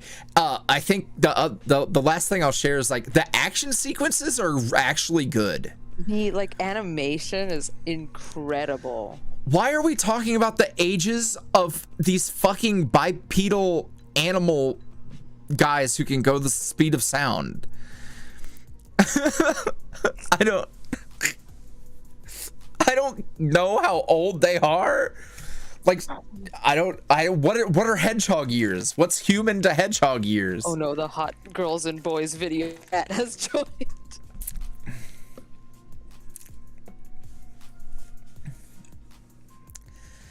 Naughty bots love me. All right. I need some naughty bots on the channel, you know what I'm saying? Echo, where you at? Throw that ass. Right there, and... I know. I'm just trying to make jokes. Anywho, yeah. Let's see. Oh, we had so we were at this theater. And we're the only two people in there. Like, no one's watching Sonic anymore. Sonic's dead. And we're in there, and one of the young dudes, who's like the guy who sweeps up the room or whatever, he like comes in and he's like, hey, yo, there might be a homeless guy in here, so, you know, just keep your eyes out. And then he like kind of half-ass checks behind the curtains where the screen is, and I'm like, okay, yeah, I'll ask if he wants some food. Like, I don't, like, what am I even supposed to say to that? Like, I don't. So my immediate thought is like, oh, this guy's just trolling, right? Like, he's just trying to have a laugh. Like, oh, we're gonna scare the two people who are in there. And I'm like, whatever. So I left a fucking review on the place. I was like, it's great, but, you know, I had this experience, and either A, this kid thinks he's fucking funny and he's just a cornball, or B, your security measures are shit. So then they came in again and looked with the second guy this time, and he actually like looked up at the seats behind us and stuff. And I was like, if I was younger and more eager for confrontation, I would have like fucking walked out there and be like, hey, can I speak with the manager, just to see if I could call his bluff and get him fucked. Right. So it's like, how dare you try to fucking... Because, like, generally, at least, you know, where I'm from, the city I'm from, shit like that is normal, and they'll have weapons. So my immediate thing in that moment was to believe him, and I was like, oh god, are they just gonna like leave him here? I know the thing for me is like, because like I considered two possibilities. Is one, these two fucking bored, like maybe late teen idiots are fucking working their minimum wage job and they see two people go into an empty theater and are like, let's fuck with them. Or, and to be fair, the area we were at, there are a lot of homeless people. Right. Like Austin, that is not uncommon. But I've been around situations like that, and I know that like 9 times out of 10, like people just want to not be sweating and want a place to be safe. So like I didn't give a fuck. I was like, I hope there is a guy back there. Like, I'm not gonna fucking snitch. I even said when the dude left, I was like, hey bro, I ain't snitching. So it's like, it's either that or you know, or the kid's just being an idiot. So I wasn't, I don't know. What an experience, though. Oh, Phineas. Oh, I'd furb his finny ass. Stop. All right. Okay. Sarah Paragraph said, hey, Yuri, not a question. Thought I'd let you know that I appreciate you and everything you're doing.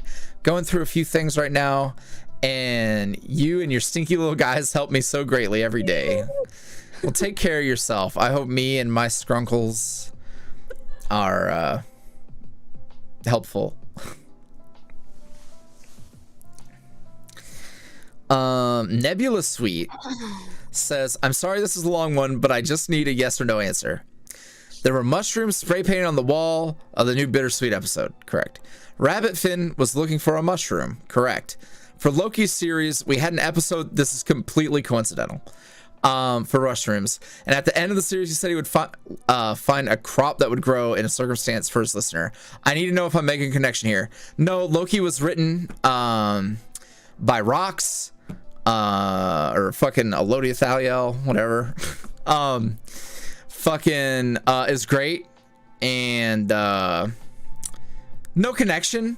The only reason it was included in the Storyteller Finn preview thing was because I wanted to preview like what audios were coming out, right? So I wanted to make sure they were like whatever. I wouldn't even take it as a like, oh well, Finn's just connected to worlds where fandom things are things. It doesn't really matter. But no, there's no, with the Loki thing, there's no connection. You are onto something with the bunny Finn and the spray paint, like, yeah. Oh, look at him. Oh, I like how you made the rims. That's so smart. yeah. Wow, it's almost like you fucking do this for a living. What accent is Alphonse supposed to have? Me and my friend made a bet. It is like a bastardized Jersey / New York, northeastern states. It's Scottish. No, stop it.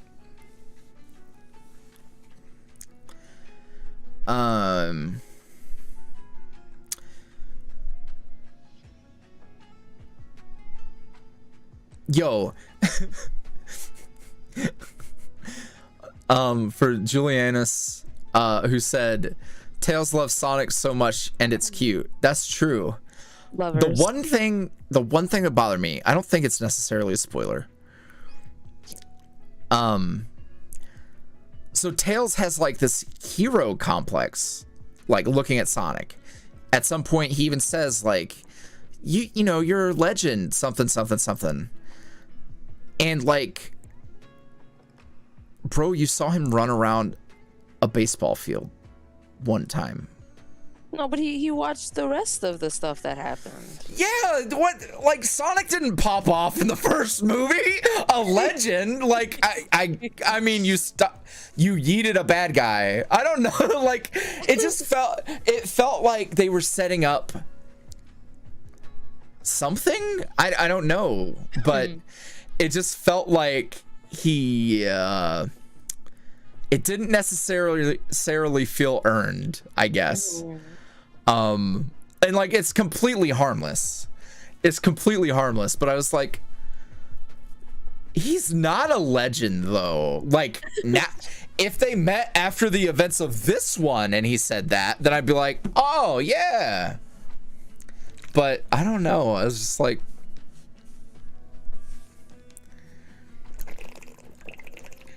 I need water.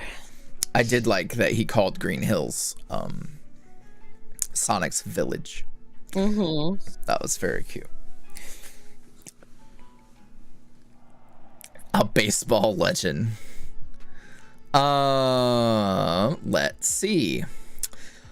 Dusty says, on the subject of ice, full on ice cubes or the crunchy little bits. So my thing is the crunchy little bits will melt too fast for me. And then they're not crunchy little bits, they're just water. So I guess full on ice cubes. If I could get the Sonic ice, which ironic.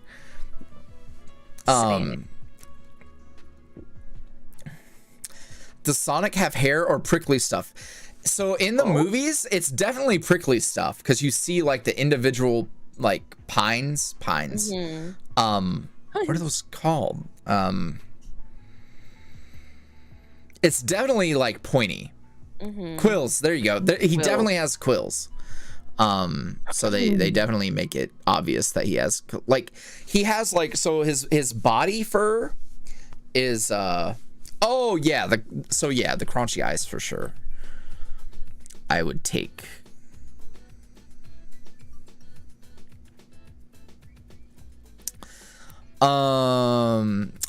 Bubblebee asked, when will the next BitterSweet be out?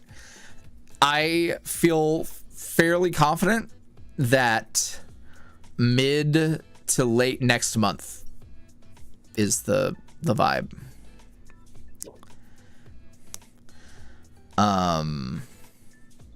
Yeah, which I'm very excited about. It's Jackie has sketched everything. I don't know how you did that.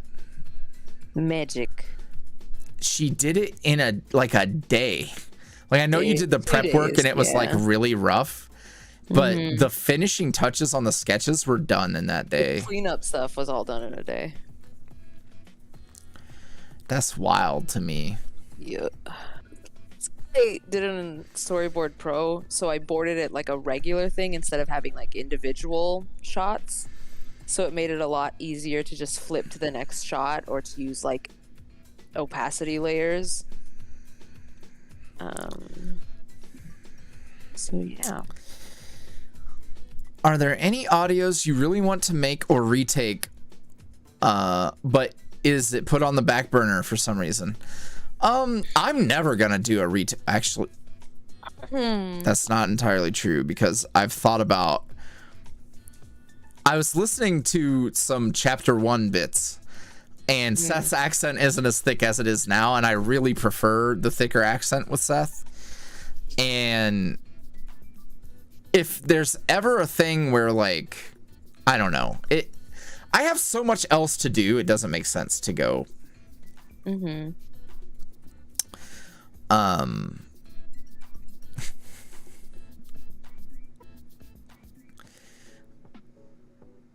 Kaylee in chat, I'd like to know my boys are okay, thank you much. Seth is at least concussed, and Alphonse probably has like broken bones, a shattered orbital, trauma. No, they are not okay. His shoelace is probably untied. You know. Shoelace is probably untied. It's a miracle that Alphonse kept his piercings in his face. Yeah. So no, I don't think they're okay at all. An orbital is your cheekbone. It's it's not though, because like when your orbital bone gets broken, your eye, that's when like if you've seen someone whose eye swells up shut, that's usually from shattered orbital bone. A shattered orby. Yeah, it wasn't a bat that Seth got hit with. It was the meat. It was the glizzy. Shit, where is it? He took a glizzy to the dome. This is him. Wait, hold on. Damn. I don't know how I'm gonna do that. Never mind.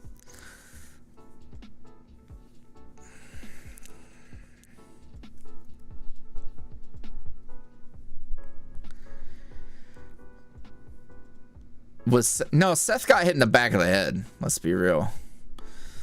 I mean, they might have kicked him when he was down, but oh, was Seth's orbital shattered when it was swelled up in the? No, he would have needed surgery, but that is basically what a shattered orbital would look like. Hit with the meat. It's just a nasty black eye. Hit with.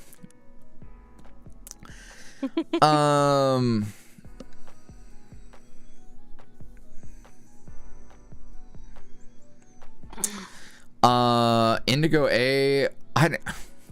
I'm not gonna speak on this too much because, like, one, I don't know shit, and two, like, me speaking on it is like I have nothing to add. But they asked, "What's your opinion on the Johnny Depp case?" And my opinion is, he's still probably gonna lose because it's about defamation and not about everything else. But that's just how court works.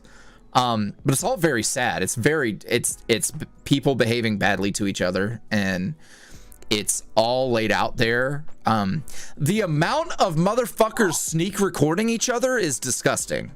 Mm-hmm. Never mind all the rest of that, but like the amount of stuff that is on video and recorded is terrifying. Clearly, things were fucked, and my feeling is when Johnny's friend testified and he said that all he wants is for them to move on and heal and take responsibility for what they did. That's how I feel too. In any situation like that, really. It's like, listen, dude, when people are really shitty to each other and they do that and things are fucked, I think ultimately, like, the best you can hope for is that they get away from each other and they get better and they stop. And that's how I feel about it.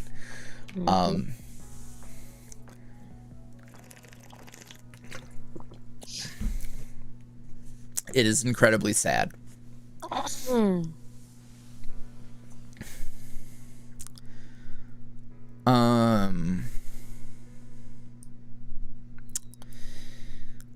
see.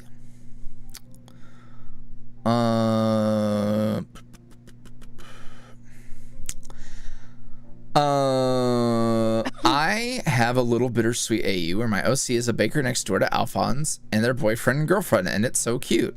That sounds fantastic. That also sounds really close to canon. Brooklyn asked, will Charlie ever get a single audio? Yeah.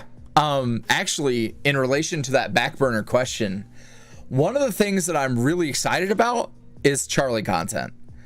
The other day. Oh, yeah. Yes, can it? Y'all, literally, listener Bakes lives fairly close to Alphonse, and they're dating. What do you mean? Hey, y'all been listening?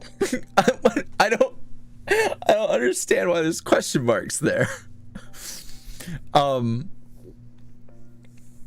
don't get the joke. Oh, unless you're making fun of people. Oh, I do get the joke. I get it.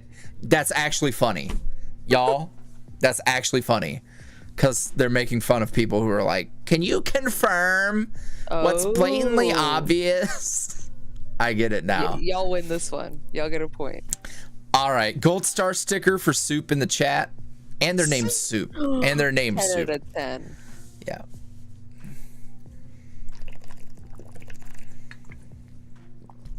Okay. I get it now. I get it now. But yeah, Charlie content. I on the Discord the other day in the Safe for Work YuuriVoice chat. Oopsies. I said, let it be known that today, I believe it was the 23rd, that on 4/23/22, Charlie stands 1.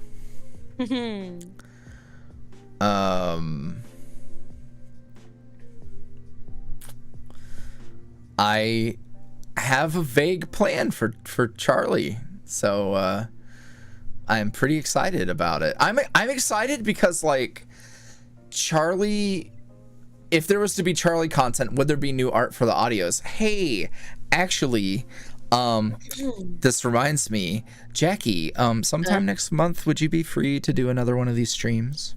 Yeah. Okay, because we need to draw video art for Charlie. And if the timing works out, I'm hoping we can do that to help promote the next episode of BitterSweet. Oh, that would be good.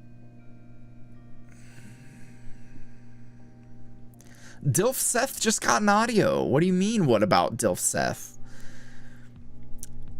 We will do a Dilf Alphonse. Maybe we'll do it where we do like we're doing here, where we just, well, I mean, you literally just created a whole ass costume out of the blue when we weren't gonna do that.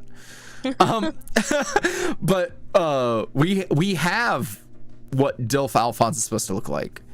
So a stream where we just make the video art for that would be Yeah, cool. I mean, we've already designed the outfit for him and everything, so like it wouldn't We just- be a It's just do a pose and make just, the like, art. touch and go, yeah.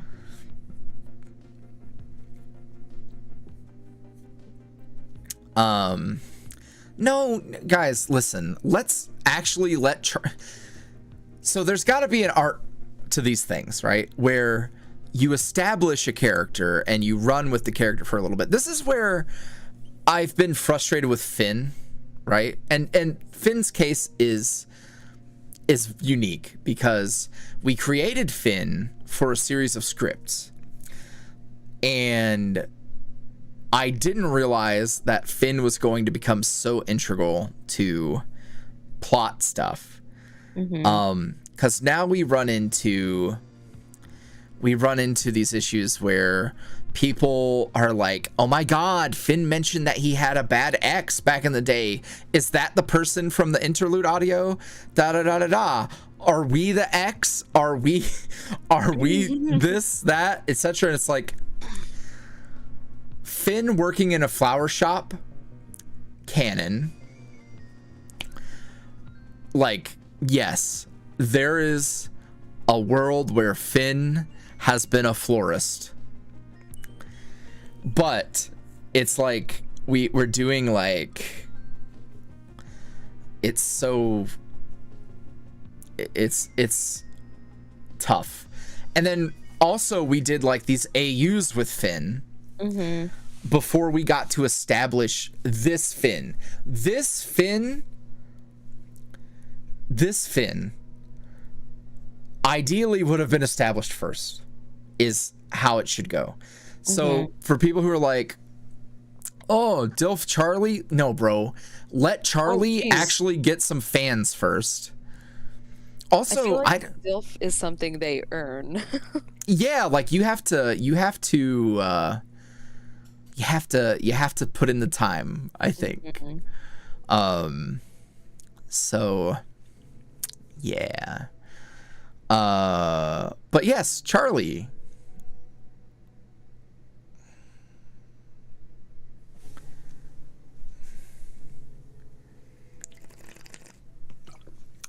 I mean, are we the flowers he tends to? That's literally the point of the interlude, is that, yes, basically. I'm a little flower. The Garden of Dreams. People are dreamers. I'm a flower. He's the steward. Oh my god. You're a weed. Wow. But like a dandelion. You're so mean. Oh.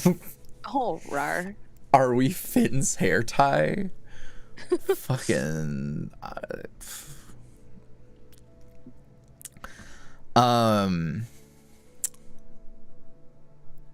Let's see. What else? We wanted to nuke the belts, right?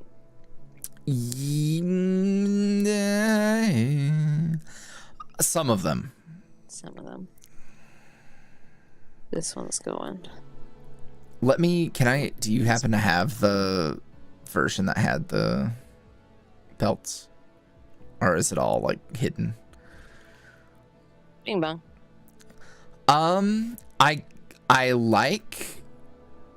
I think I like the hip ones, like at his waist. I think maybe one of them could be an actual belt.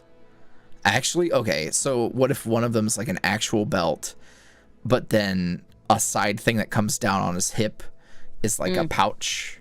Okay. The pouch would be where he keeps the mushies. Okay. Mushy pouch. Mushy pouch. Mushy pouch. Is Finn's hair silky, fluffy, or smooth? Fluffy for sure. Like, it has a lot of volume. I'm not going to try to say the actual word for that. Voluminous.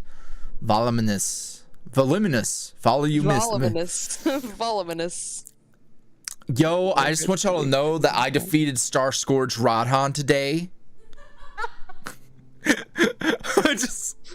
The cleaning ladies are like, what the fuck? I just want y'all to know that I defeated Star Scourge Radhan. I promise you there's a good couple of people who have no idea what you're talking about. Good. That's what makes it funny.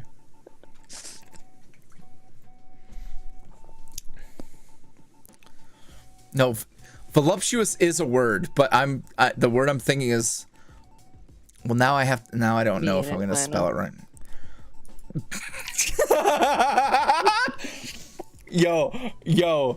Yo, Jackie's connecting flight was in Atlanta, and I was dead ass like, so how much ass have you seen? And she's like, respectfully, I was blown away.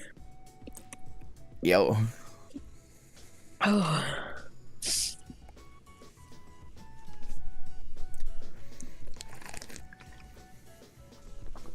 Oh.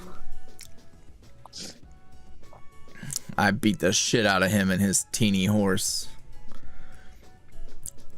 Voluptuous is a good word, though. I think it is a valid. Damn, he's kind of. I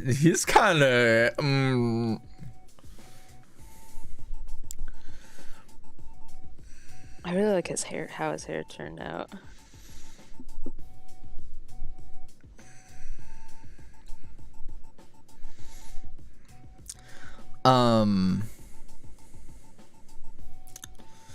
Not a question, but a suggestion. Finn in a Shadow the Hedgehog onesie. Holy honestly, fuck, we're doing it. Okay.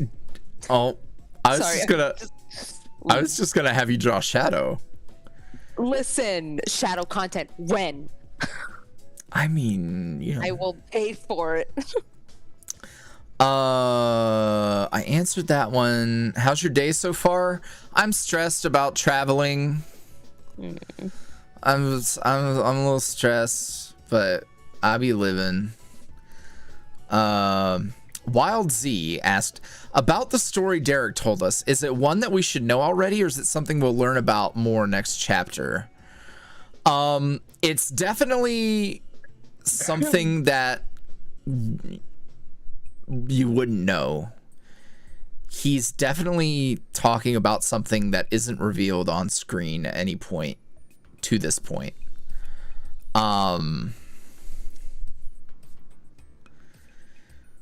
Yeah, there's a lot that he would have talked about that you don't really know.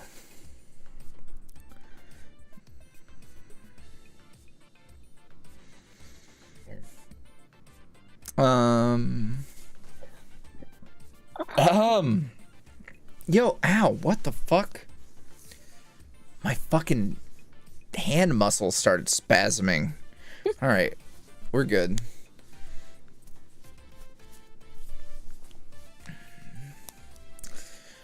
Yuri, which of your characters has the biggest honkers? Probably Big Red. They're juicy. Seth too. Jackie drew him in the fucking put your tits away whore, whatever that meme is. I can't remember the meme. I can't remember the meme, but that's the vibe. Put your tits. I'm pretty sure it's cover them up, slut, but okay. Same difference. Put your tits away, whore. Fuck. All right. Z says, all right, gang. Why am I picturing the SpongeBob? I'm a head out. Oh. I'm a head out. Oh, man. One day, I will let y'all know if this ride ends before we get Seth like shirtless or like at least just in a tank top. We already got a shirtless Seth though. Yeah, but no, hold on. Let me finish the setup though. Oh. It's hot. It's like summertime and he's working on a car or his motorcycle and he's sweaty and he's kind of stuff like that. But I didn't have enough time at the airport.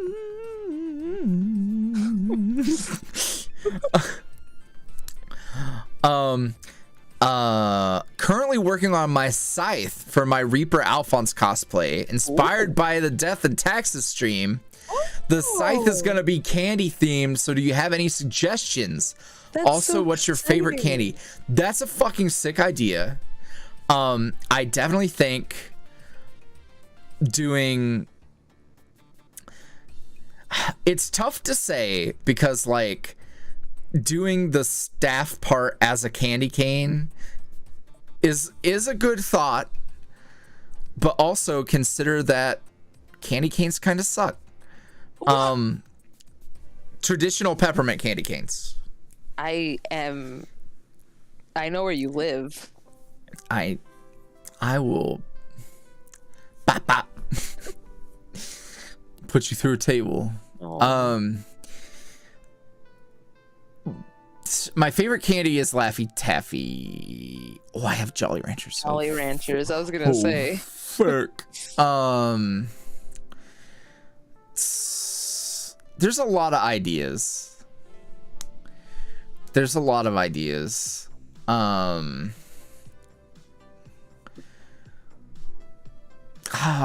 My brain doesn't want to think, but I love the idea, and making it candy themed is great. Please share with us if you're comfortable when you're done. Morg asked, during the train yard fight in BitterSweet. Oh, I skipped way ahead. Oh well, I'll go back. During the train yard fight in BitterSweet, were the goons going to beat Alphonse to death or just to a pulp?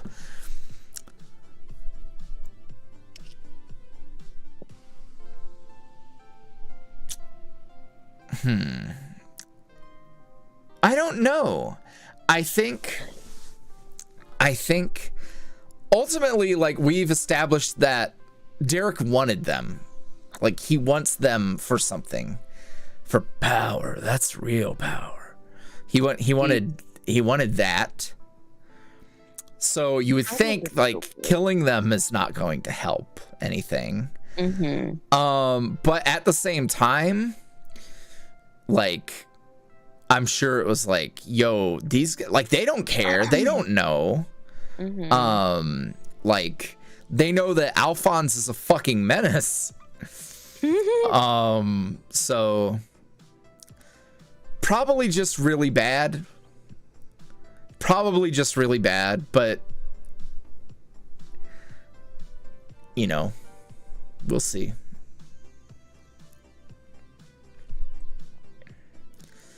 Yeah, I hadn't even really considered, but yeah, I mean, Derek would be pissed. I think Al definitely accepted that he was gonna die. Like, he thought they were gonna take him out. But keep in mind, like, Alphonse also doesn't, like, know that Derek would not want him dead, right? So, you know, they weren't pulling any punches, that's for sure. Like, they were not taking it easy on him, and he was not taking it easy on them. There were, in my mind, there's probably like maybe 15 dudes. A lot of them we don't get to see on screen all at once, but like they're scattered throughout.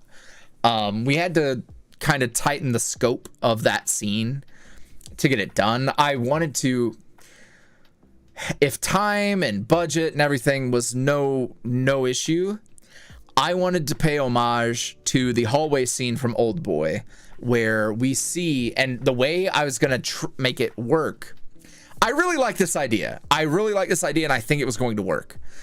So because it's not animated, what we were gonna do is have a long shot of a train, a couple of cars long, and we were going to pan along the train, and we would show like different openings in the train. So like a door's open, or maybe it's rusted out and you can see a little bit, and you would see different shots where Al is like appearing and disappearing and appearing along the train, fucking up like 20 dudes.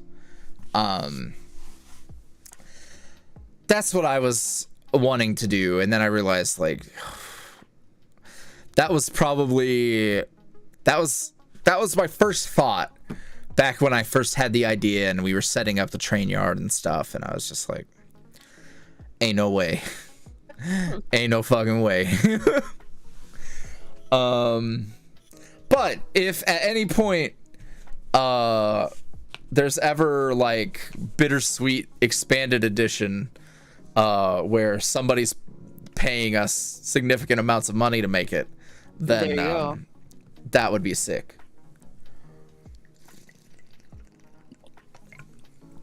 I traded it out for a Metal Gear Solid reference, which I enjoyed.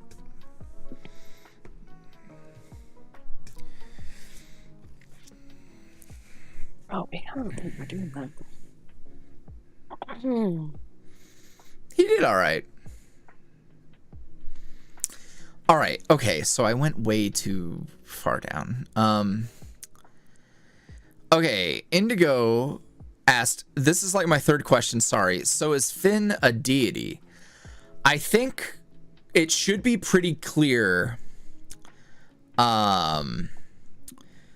It should be pretty clear after the interlude that he's just a man, because there's that line where it's like, no amount of something could keep I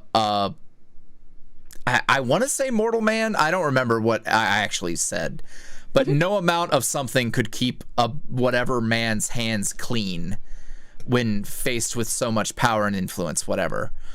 So like that was supposed to say he's not a god. He's not, he doesn't have some sort of cosmic power, but wherever he's from, he has done this. He has discovered this magic and has perfected this magic that is happening. So yes, that was very intentional to show people like, okay, he's not God. He's not some sort of cosmic being. I don't know enough about the Spider-Verse to tell you that it's not like Spider-Man, but I am fairly certain that it's not like Spider-Man. You can make right now a very good guess at what the nature of the Dreamers are. I've given you the pieces. The pieces are there, and they're not even subtle. I'm not gonna confirm or deny anything, but like, you could make a very strong inference.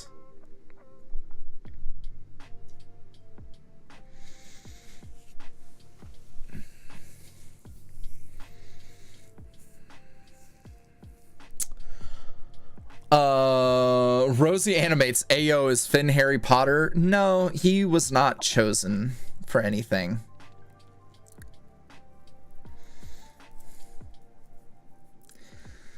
He's there. I will safely say There's no prophecy bullshit. I'm over prophecy stuff. For people who like stories and creating stories in their heads, my pet story, the people, what am I saying? The story, the very first one that I had that's been my pet for decades, that was a prophecy story, and it sucks. Mm-hmm. I think it's very hard to do a prophecy story. I much prefer I would prefer taking a prophecy story and then show you what happens when that prophesized person rejects it. I love that.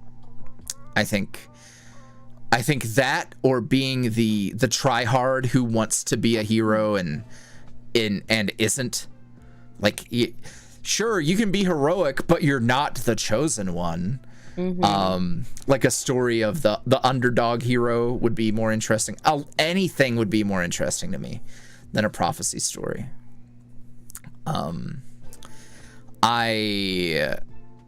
That's why I'm not telling a fate story. Like fate and prophecies, I would want to do a deconstruction of that. You know what? Here's what I would like to do. Do a story about generational trauma and generational curses that fights against fate. And that's out there. There's a lot of that.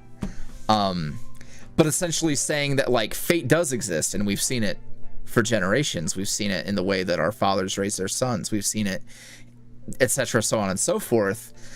And then framing it in a prophecy thing. And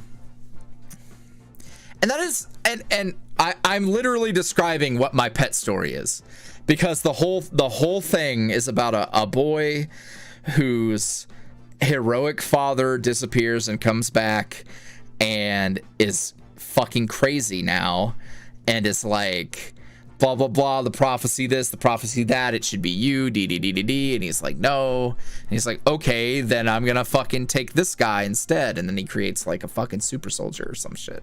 I don't know. I was 10. I don't know. I was 10 and I had dad issues.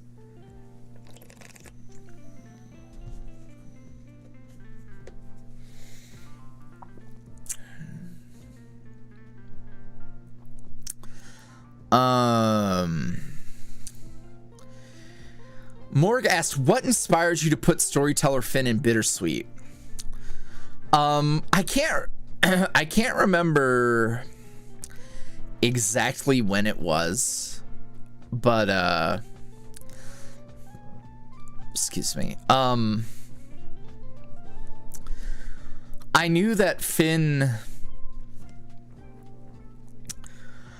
I started to realize what Finn was and what his role would be a while back. So, I mean, early, before BitterSweet Chapter 3, because we saw, like, he was teased in it. But I didn't know he was going to make an outright appearance. I thought that was going to be a little later. And the reason why I wanted to go ahead and bring him forward, I think the issue that I've had anytime I start like a big story is I make it so big. It's so big. It's like, I'm gonna do all of this stuff. It's gonna be like, you gotta get through A, B, C, and D to get to the payoff at E. And I realized, like, one, I have more fun when I get to my payoffs. people have more fun when I get to my payoffs. That doesn't mean you have to like go and get unearned payoffs, but like you also like, the fact is YouTube won't wait. Like fans won't wait. Success will not wait. You need to create it and get it produced and get it out. So I had created a pickle for myself because I had a couple of ideas and they counteracted each other. I had a plan. I fell in love with the gun reveal. The gun reveal was not planned. So a lot of people were like, oh, they gave us the gun in that episode. No, they told you where the gun was in that episode. It's not implied that the listener kept it on them. The only thing Alphonse really says is like, hey, my boo almost blew you away. Like, and that doesn't necessarily mean, oh, well, listener fucking whipped it out or whatever. Like, we don't really know. It's left ambiguous. And I had a big light bulb moment where it was like, oh shit, listener has the gun. Because I can't remember. I had conversations and it was like, I started to become a little more sympathetic to people who felt like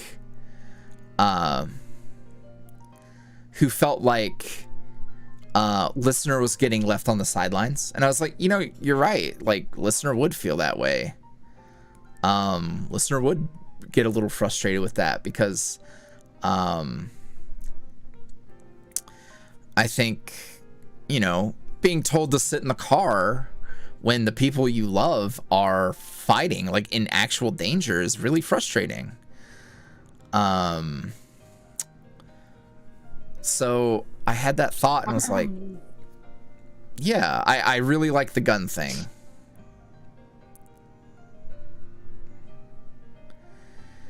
Other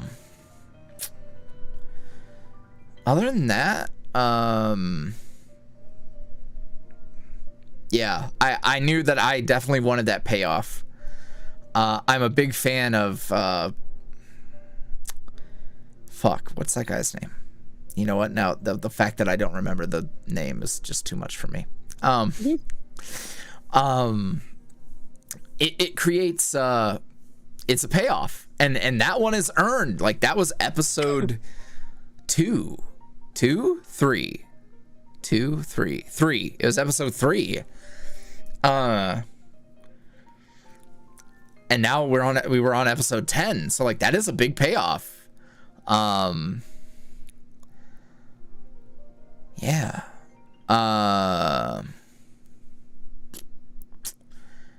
So Finn solved a couple of corners that I wrote myself into.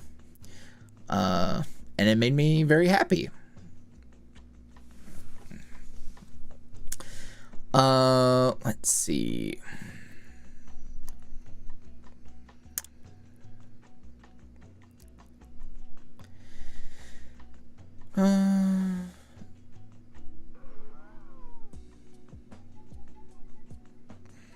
Okay, Moonshroom asked, okay, so maybe I just missed some lore stuff, but ever since the last episode, I've been thinking about the scene where Finn saves Al and stuff, and I was wondering what made you want to put BitterSweet in a fantasy direction. Not sure if fantasy is the right word, but I'm not good with my words. Yeah, so I've talked about fantastical realism a bit, and so there was actually very little like people freaking out about the magical twist, and I thought about it a lot when it was time to do the thing, because BitterSweet at its heart is a very grounded story. I think the fact that we even made the jump to like their criminal past is a pretty big leap, and adding in like fantastical elements, I knew that some people might be put off, but I really got confident as we were watching the series during the rewatches, because I foreshadowed the fuck out of this. It's not like brazenly obvious, but there's Seth talking about casting a spell on Alphonse, which just sounds like ridiculous romantic bullshit. But there's that bit with Seth and the listener in the woods, really does talk about a lot. It talks about the concept of I'm not giving it for free. Don't do it. It talks about a lot of stuff that's really fucking relevant and does lend itself to the fantastical side of things. And some people just want a fucking love triangle, fucking young adult drama. And BitterSweet had that. It's done that decently. But it's a lot bigger than that. And has been from, you know, the inception, because the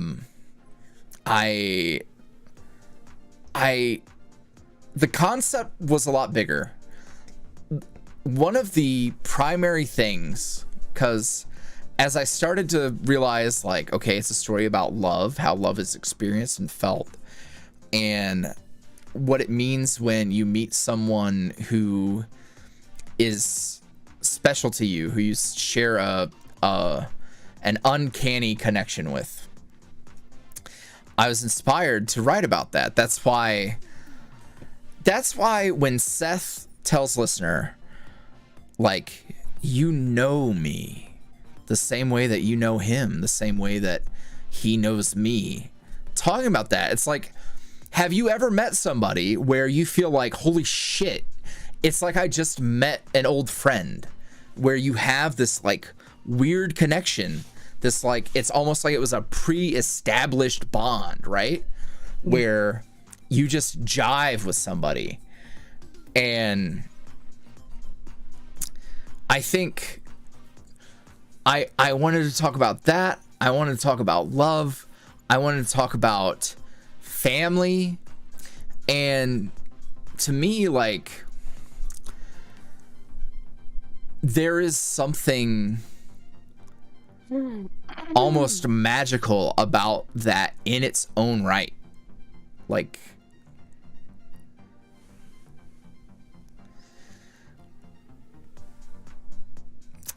so yeah, I knew, I had a feeling that I would revisit that someday. And yeah, we got there eventually.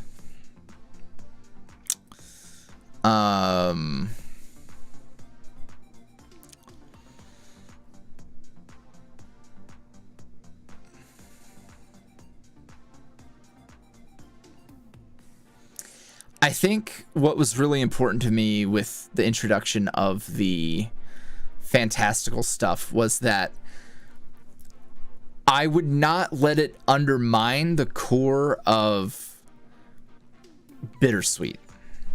So, like, just because BitterSweet exists in a broader plot, that has fantastical elements, right? You're not going to lose the very grounded stuff that made you fall in love with BitterSweet. And that's what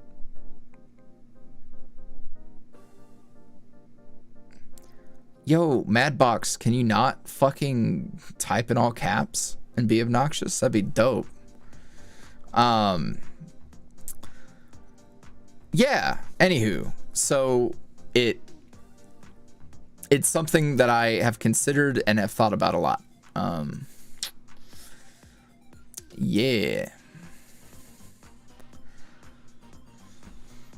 How would Finn look with longer hair and a side braid? He'd probably look like he had longer hair and a side braid. What have been some of the weirdest, funniest questions people have asked you? My personal favorites is Al British and is Charlie Finn? Yeah. Oh man, I don't know.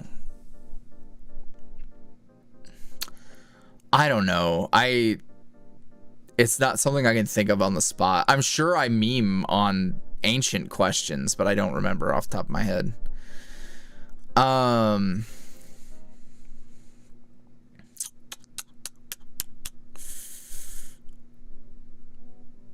Is it possible that Alphonse could have siblings?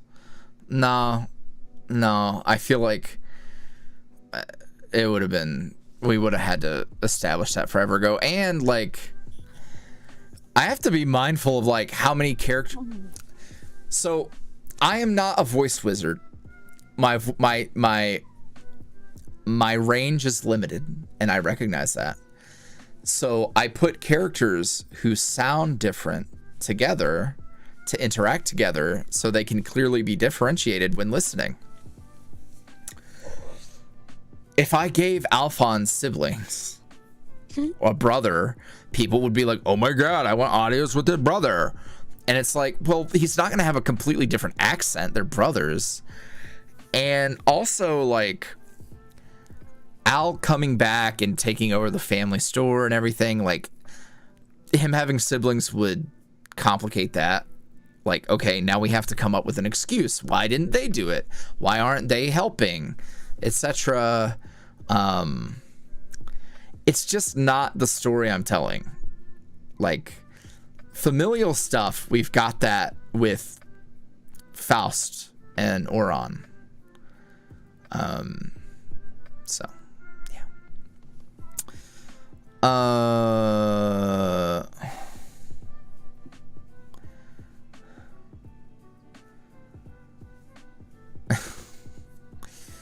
Can you make Finshroom a plush for new merch? Yo, honestly, if enough people cared about Finn to make merch, I would.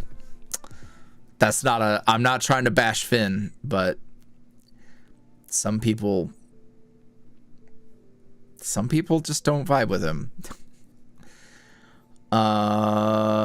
Bubblebee asked, when are we gonna see the next BitterSweet episode? Late last month. Jesus Christ. Late next month probably. Do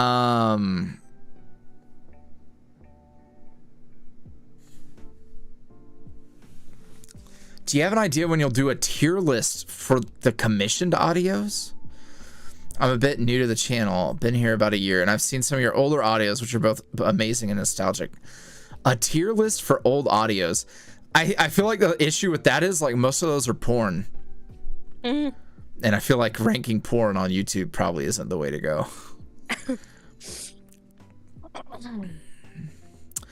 Obsidian Ski asked, I'm currently making an animation with your video of when you first debuted Alphonse. Is it okay if I post and tag you? Absolutely.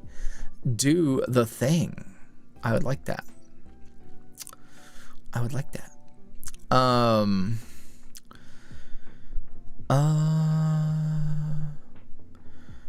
Oh my god. I don't know enough musicals to tell you what my OC's favorite musicals would be.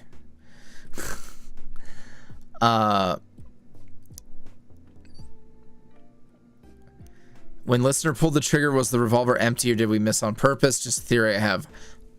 I don't know. You should probably watch the next episode. Are these, oh my god. This question might be forever old, or you might just be delayed or something. Anywho, Emerald Dragon asked, what if Finn is holding a teacup and saucer? We were thinking about putting stuff in there. But the issue is like, if you put a very specific item in his hand, so let's say I do an audio where they should be sneaking around in the dark. well, why does having artwork where he's holding a teacup make sense, right? So that's something you have to really consider. I think having a fairly neutral, basic video image is a good idea.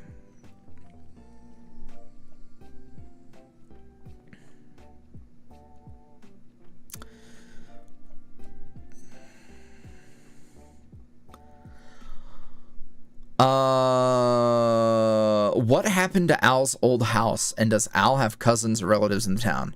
No relatives, and we might find out what happened to his house at some point.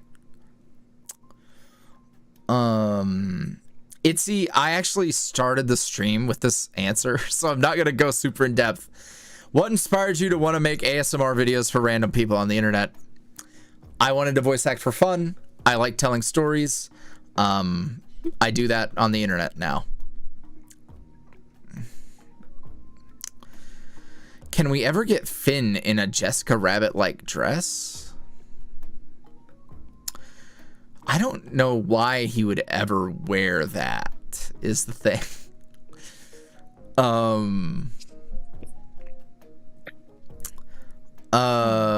What starter are you picking for Pokemon Scarlet or Violet? Oh shit. Spaghettito. No, fuck off. It's the duck. It's the duck for real. No. It's for real. I like the little kid. I like actually all the starters are pretty good choices this time.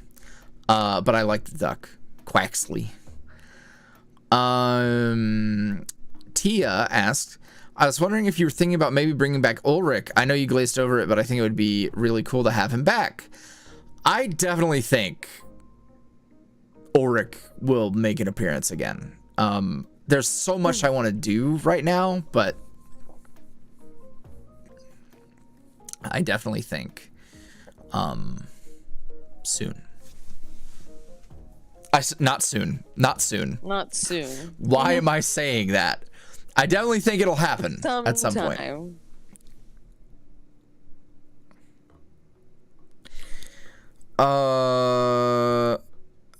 Let's see.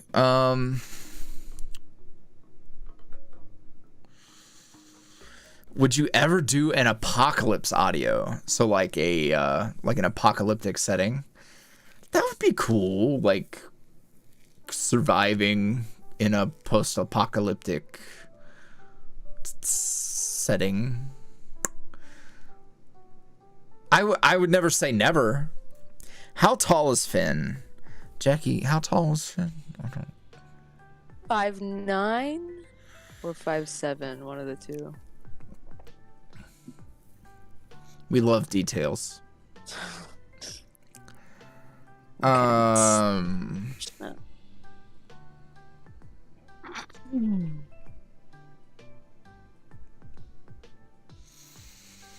Beep has said, not what the forum is for, I know, but an amazing fantasy novel, especially for freaking nerds like me. Snow Crash by Neil Stephenson. It's like a cyberpunk futuristic intellectual thriller about a computer virus that's also a drug. Snow Crash crashes your brain and computer. That's sick. I love that. I was going to write basically kind of an homage to allergies. To Cowboy Bebop. That was like it is inspired a bit by the drug in that first episode or whatever episode it was. But I love like future drugs, right? Because it's like, imagine when tech and like organic drugs intersect, right? There's a lot of cool stuff you think about, because you think about like computer viruses and drugs and the way that like human integration with whatever. I was like, okay, that'd be cool. And my thought was like a drug where you have to get something tattooed onto you, and it's like almost like a psychedelic, but you can manifest whatever gets inked onto you. And the story was going to be called Ink. It was cool.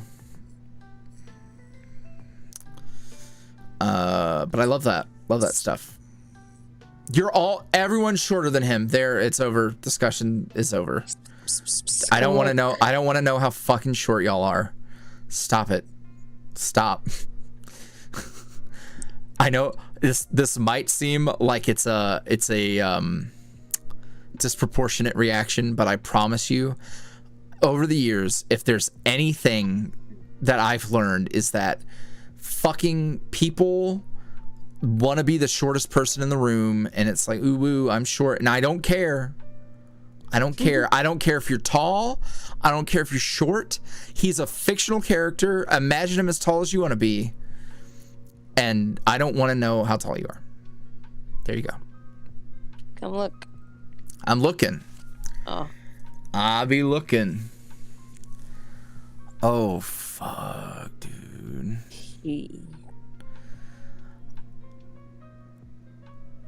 Now I'm gonna add like the gold details will be on here, but not lined because I think it looks trashy when it's lined.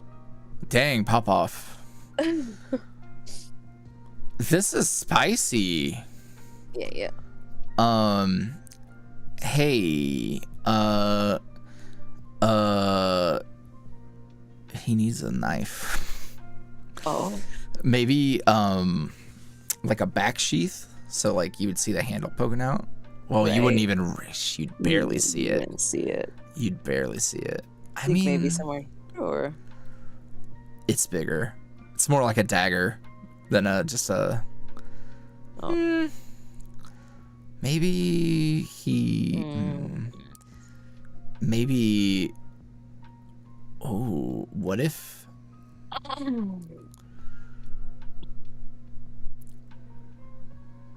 Okay. And what you could have like hand resting on hilt rather than that would have to I would have to change a lot. I don't want to. Okay, never mind. I should have spoke up on that earlier. Okay, well maybe he doesn't have a knife right now. I mean, he doesn't necessarily need it for his fit. Right. I think if there's anything I would shift, it's the vials on his leg. I would have it wrap around a little more so you only see the two. So just these two? No, I'd have it so it would be the left two, and that third one would kind of go further around his leg, because I think he'd only have three is what I'm thinking. And if he only has three, it probably wouldn't be like that front facing. Yeah. Okay.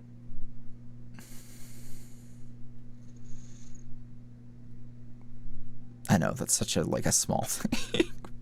Yeah, but it's not that much to fix. Actually, let me do this, copy, and now it's on a different lane. What? Who expected Finn to have legs? Like, genuinely. Have y'all looked at the other art of Finn? Jesus Christ, man. So something like that kind of, or do you want this part, like the lower part higher up? Nope, that's perfect. That looks good. Oh, yeah. How could I forget the Arcana? Because you can't have a character named Faust without someone being like, oh my god, I thought I was the Arcana. Because everyone knows that. Like, some of the more basic characters remind them of Arcana characters. I'm like, huh?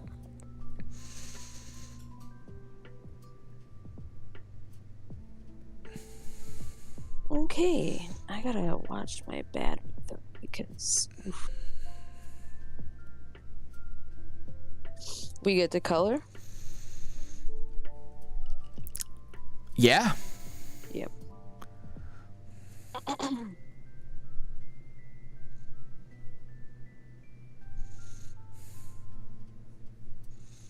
Oops.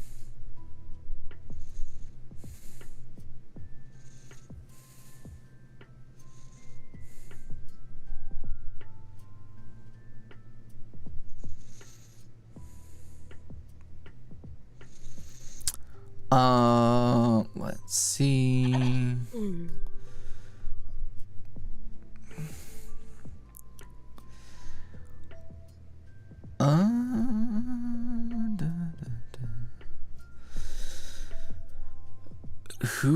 Okay, Morg asked, who was Storyteller Finn's predecessor, or will we ever know? If you mean his fellow steward did not precede him. They worked on this together. If Finn were to have something you would call a predecessor, I would say this: he does not have a predecessor. He has someone whose work he continued, which sounds a lot like a predecessor. But perhaps they stopped for a reason, and they don't necessarily, they didn't want to go down that road. So I would not say he has a predecessor, but it's more like he has perfected someone's recipe. And I've already said he didn't steal it. Well, don't tell on yourself. I've already said too much. But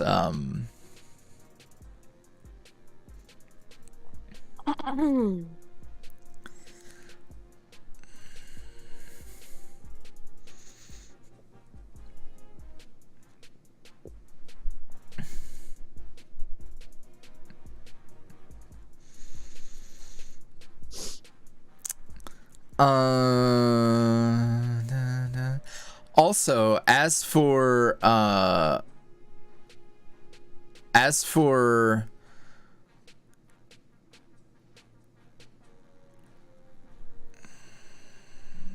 bro,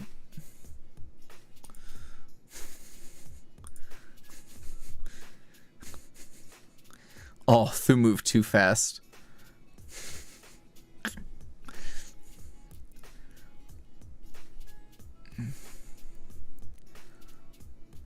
Yeah, y'all, listen.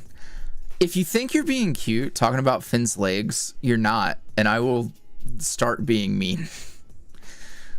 So, like, shut the fuck up and kick rocks, or be forced to kick rocks.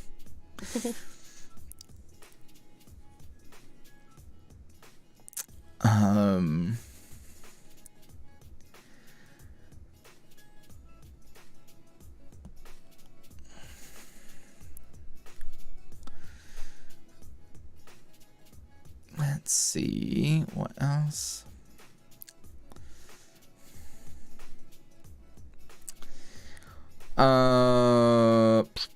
What would have happened if Al and Seth didn't split up last episode? Would they have went to the train yard first or the bar? I don't know. That's why they didn't. That's why they didn't go together. Because either way, they would have risked being wrong. You could say like, oh, well, if the bar is closer and they took Al's car, the thing is they expected conflict either way. So it's like, yeah, like I don't know, maybe people who are like cracking about legs are like oblivious, but like, you know, the artist is right there, right? Like, you realize, like, your unsolicited memeing on art that is actually happening right now is unwelcome, and you can go fuck off. Another thing, different body types exist. And I'm not going to draw every single YuuriVoice boy with thick, muscly legs. Yeah, like, why would he have legs like Seth? For example, he wouldn't. And also be aware that there are people who might be watching who have similar body types, and by cracking any type of funny or just downright rude comment about them being too thin or whatever could also, you know, let's not make comments on body types if that's a thing, because every body type is beautiful, and sometimes it's skinny legs, sometimes it's big legs, sometimes people might not even have, you know, a leg or something. It doesn't make them any less beautiful. So I think that's another big thing of like, I appreciate it. I'm not the type of person to get all up in my feelings about it, because I'm confident in my art and I've studied this and I've done this for a very long time. But I'm more concerned about, let's not make funny jokes about things where these could be actual insecurities that people have. And I think it's unnecessary to compare a character to other characters I've drawn just because they don't look the same. And there's no right way that a character should look in terms of how much muscle they have, how little they have, their proportions, whatever. There's no right way to do it unless you're talking about like the anatomy of a character. There's no right way to do it. So I think it's just the respect of, let's not make comments on something that is just the way that person or character is. And yeah, that's my 2 cents. No, I'm gonna pop off, Queen. Damn. No, but it's like, what? I just, it's like, one looks about right to me. Like, he's literally compared to a sunflower, which is a fucking a beanpole with a flower bulb on top. It's like, you know, like, it's the same way, like, whenever we do make a thick boy character, if someone was like, oh, skinny AU for so-and-so when, I'd be like, right, yo, like, shut the fuck up. Right. Yeah. Like, you wouldn't make the same comments about someone who had thicker legs. So why is it that you're making the same comments about someone who has thinner legs? Like, it's just that, take that into consideration, I think, is the main takeaway of this. Just let people have bodies. Yeah. And it's like, and honestly, I don't think anything was done with like ill intent. So but it's like, you have to consider that, because it's like, if you're just like, haha, meme, haha, it's like, yo, consider like you're in a public space and saying all that and the way that reads, you know? Yeah. So it's like just, you know, I didn't want to say that to, you know, call someone out or anything. I think it's just a good thing to remember that, like, hey, there are people who are conscious about their body types, and going forward, you know, you can not listen to me. I'm not your mom. Yeah. I think that's just a good thing to say going forward. Yeah. But also, like, the mods repeatedly had said, like, right, yo, tone it down. It's like, well, I'm just saying, like, bro, you're not funny. This is another get off the stage thing, except Soup's joke was actually funny when I finally put 2 and 2 together.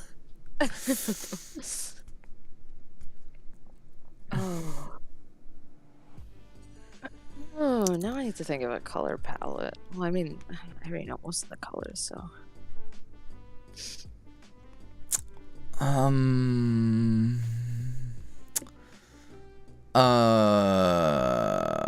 Ooh. Jolene Sky said, hello, this isn't really a question, but what if you could make a hoodie of Finn's storyteller look? So like a hoodie version of the robe. That's a really neat idea. I feel like it might be too busy to work super well, but I definitely think like one of these days when we're not doing a million things, more merch is in the cards. What's my favorite soup? Like, oh man, I enjoy like cheddar and broccoli is good. I like any place that does a good like chicken tortilla soup. Yum. A good chicken noodle. I do like it when, unless it's so cheddar and broccoli, I don't mind if it's not like super hearty, because I prefer I dunk things into the cheese. You know, it's like at that point it's not even soup, it's a dip. Like, give me a baguette and I'm dipping that shit. Are we shading his cock? What's happening here? I'm doing the pants. His. You're on his chicken. I was about to say turkey. We're talking about YouTube. If you're listening, we're Gobble, talking about gobble. chickens. That's a turkey. Shit. I mean, gobble, gobble. Never mind. Never mind. Never mind. Never mind. Stardust asks a question you know I can't answer. Was, fuck, where'd it go? Come here. Is the other mage person a character we know already? You know I can't say that. Cricket noises. You know I can't answer that. 'Cause either way.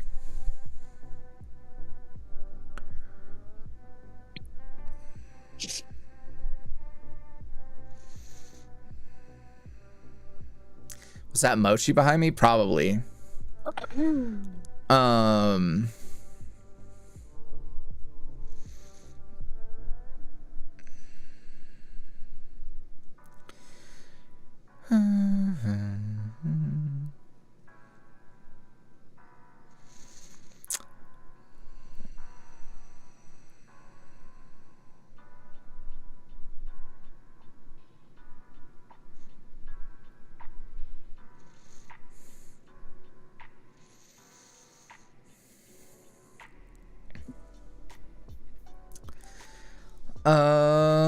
What else do we have?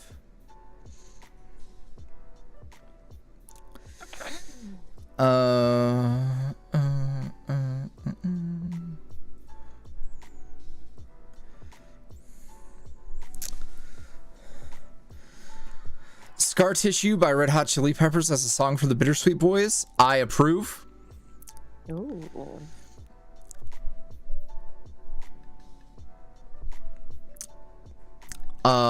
I am pansexual. It sounds weird. What's your sexuality? I am pansexual. Felt weird to just state it. I am gay. What the fuck? Okay, also without context, it's just Liberty in chat going, anyone want a child? It's like, I feel like that's most like fucking, that's most frat dudes at fucking bars, right? It's like, who wants my baby better? Ew. Ew. Gross. What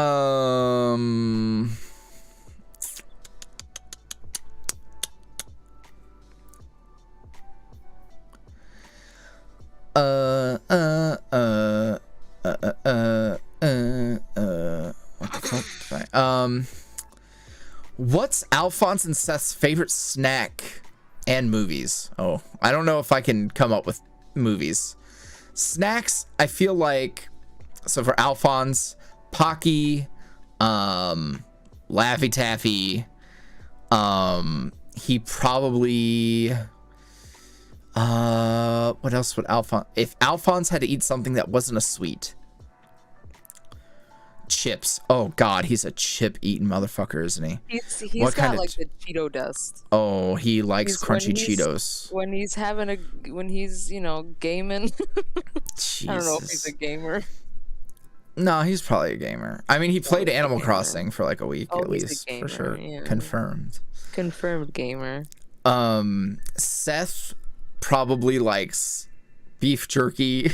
Oh, he definitely loves beef jerky, let's be real. Like, he likes stuff that's like kind of nasty though.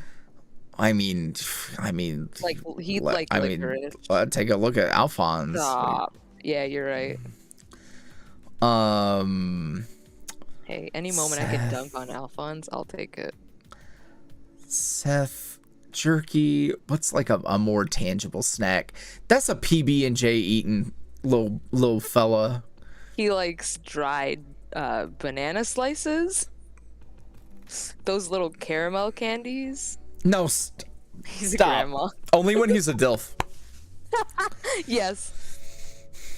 Oh my god. Otter Nerd asked, Oh wait, hold on. Well, I'll answer because I've already said their name. Is BitterSweet a threesome between Al, Seth, and Listener? If it was a threesome, man, they're got to be sore by now. Dang. Like They would be. Oh man, like they're chafing, like their legs are giving out. Fucking, it's just whenever they, it's just like a puff of dust. Stop. Like there's just nothing left to give. Oh no. BitterSweet is intended for you to take it how you want it. You know what? No. True, correct. I think it should be very obvious that like I enjoy the triad. Like I enjoy poly trios in media very much. If that's not clear, I just said it. I love that. At the same time, people have to keep in mind that BitterSweet kicked off, like people met Alphonse and stuff before any Seth existed. And it feels very unfair to say, hey, I know you really like gravitated to this character and built this connection with this character, and suddenly a year, 2 years, however long after you met the character, I'm now changing the rules. I'm going to make you imagine that you have to be in a polyamorous relationship. Right. And that's not cool. Like, don't get me wrong. If I didn't have to take stuff like that into consideration, and this was purely Yuri's just telling his story how he wants to, and he's doing it that way, then would I confirm it? Yeah, probably. I'd probably make it very blatant. But I also think it's pretty fucking blatant as it is. Like I think it's very it's clear that they love each other very much, and love can look several different ways, and it's written in a way that can be taken that way. Like now, I mean, Seth saying like the my somebody line, it's not even subtle. But at the same time, like, you can take it how you want. Like, you can do what you want to do with the information given. And if somebody said, hey, I interpret it this way, I'm not going to say, hey, your interpretation's wrong. Everything that I do is about how you interpret it, you know? So I think that's something to keep in mind, you know? Like, I feel like I've given people a lot of food. I feel like I've given a lot of food. We've had Patreon audios where it's like, hey, this is an AU, but they're all fucking. Like, take it how you want it, you know? Like, whatever you want to do with that.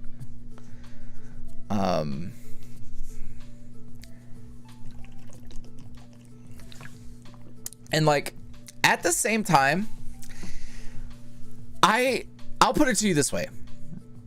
So that's how I feel about it. But at the same time, like, I'm also someone who is frustrated by the way that, you know, polyamory gets teased in media, or where it's like, you see these characters that have all this chemistry, and then they write a fucking basic ass hetero relationship in for Alucard in the 4th season. Why did they do that? I don't know. It was perfect. It was right there. So yeah, like, I get it, bro. I'm right there. Like, I was upset with Castlevania because not only, like, I never intended or thought that they would have them, the three of them, be a thing, like a real thing. Right. But they wrote them out of the stories together. Like, right. I was never happy with the payoff. I was never happy with the payoff. Like, it's one of those things that even if they aren't a triad, why would it end like that? Like, why, what in their character progression would make us think that that's just the decision that they would make? Yeah. It's so just very... Yeah, if season... Listen, I don't remember what fucking seasons it's at, but... No, they were absolutely not hinting at the four of them getting together. Who even is that person? No, they forced that so hard. It was. That's entirely what it was. It was so that it was ship bait. It was ship bait. Someone there. Yeah. It's like, yes, project your need for Alucard to have a person. It's like, he had people. He made fucking puppets of them and was sad. And then it's like, oh, y'all are helping? Anywho. I care Alucard Castlevania very much. He just to be happy. He has a last name, but whatever. Alucard Castlevania. And it's not even the ship for me. It's not even the ship for me, but like literally the best part of the series, they wrote it out. Like their chemistry and their relationship building was so good. And I don't know. That's so bright. This is darker.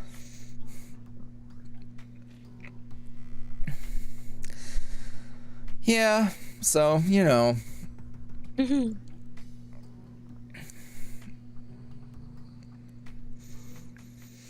I only care so much because Castlevania is that good. Like, they've shown that they can be that good. It's like, if it was a mid show, then I wouldn't care. But like, it was really, really strong. And for them, I don't know. What they did with the final season is like, I just don't understand why. I think it sucks to always be like, oh, well, it was, you know, it's always the big companies that stop shit from happening. But at the end of the day, you know, working in the animation industry, 9 times out of 10, what the studio wants won't go through with the company that owns the production. Like, the company that owns the production might not know shit about dick when it comes to making animation and writing stories, but whatever they want goes. Like, you see that with a lot of fucking shit. So it's, I don't want to say it was like the studio, because clearly they know how to write a story. I think it was a lot of them having to cut and fix the script because the company was like, hey, we don't want this. And like that leads to a lot of fuck up and a lot of shit not being the way that, you know, because they proved to the viewers that they can write a fucking story. So for it to kind of like come out of left field like that, where it's like, yeah, I definitely strange thing. They also had, there was something where one of their lead people did a bad or something, and like so between the final season and the second to last, there was like transition and stuff. So, you know, it's sad. Yeah. It's sad. Deserve better. Let's see what else is here. Oh my god, I'm Megan and you're watching. This question, I saw this forever ago and then I skipped once, and that was like forever ago as well. A question you've probably answered a billion times. What kind of mic do you use and what software do you record into? I'm an audio student, so I'm a slut for this shit. I hope you're still here. I'm sorry this took so long. Right now I'm speaking into a Rode NT1 and I recommend it so hard. Like, I love this microphone. It's not super made for this room because I just switched My main microphone is an Austrian Audio OC18. It's fantastic. I would not recommend it for someone. I would not recommend it to anybody unless you're like, you're making money with your voice. That's the only reason you would do that, because it's expensive. I record into that, and I just use Audacity. When I moved into my closet booth, I was going to learn a new thing. I was gonna do all this shit. I was gonna be a big boy, and ultimately, like, I just couldn't. My brain didn't want to learn. I'm comfortable with Audacity. Audacity has all the tools you need. It's free. Like, the only reason anyone would tell you to actively avoid Audacity is because they're a snob. 100%. Like, that's the only reason anyone would tell you to avoid it. They don't want to see you win. Sorry. No, yeah, that's why. Fuck, I have to work tonight. You sure do. I'm so pissed. Remember when I was like, hey, why don't you get some recording done? What did I do instead? You're like, can we get food? And then you forgot about it. Food is good. Food is good. All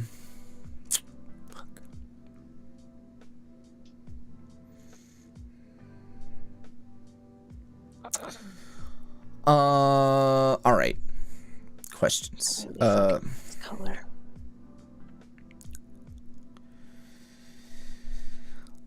EC asks, the most recent Seth audio melted me into a puddle and is a very strong contender for my favorite audio, so damn good job on that.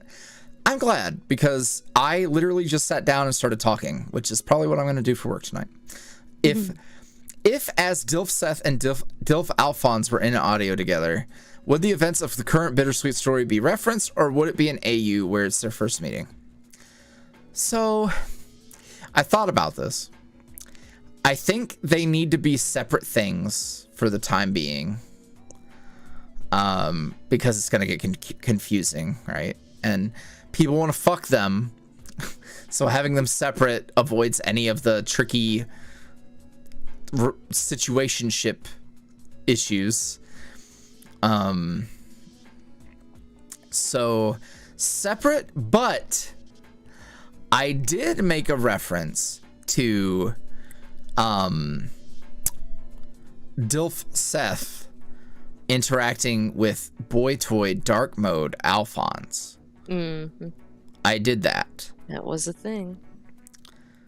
But it wasn't like, clearly then they didn't know each other or whatever, etc. But that did occur.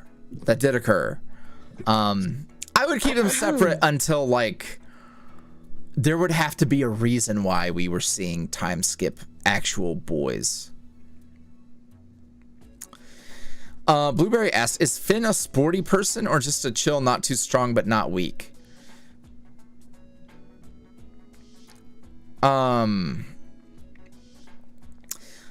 Yeah, Boy Toy Dark Mode Alphonse talks about a time that this old guy showed up and just wanted to spend time with him.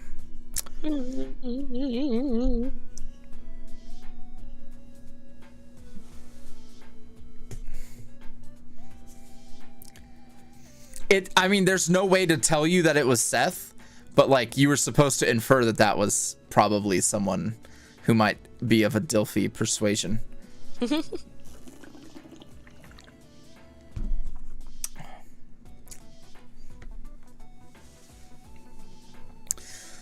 Yeah, I don't know if I'm ever going to do anything with that, but yeah, that was what that was.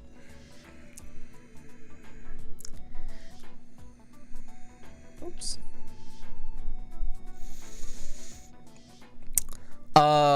I think Finn, so, like, you know, he works, you know, in the garden, like, so I imagine he lifts, you know, bodies, fertilizer, whatever he's lifting. So I think he's got, like, good core strength, but, like, in a physical kind of altercation, like, he is more dexterous than strong.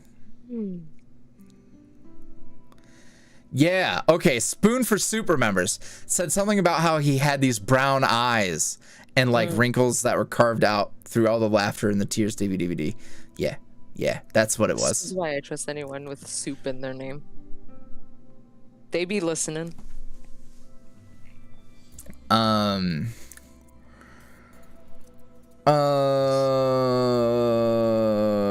is Adaman or Haida coming back? Haida, oh man. Haida, I don't think we're revisiting Haida. Like, no one watched that. I love Haida, but like, I'm also not super inspired because I don't know, Haida's kind of whack.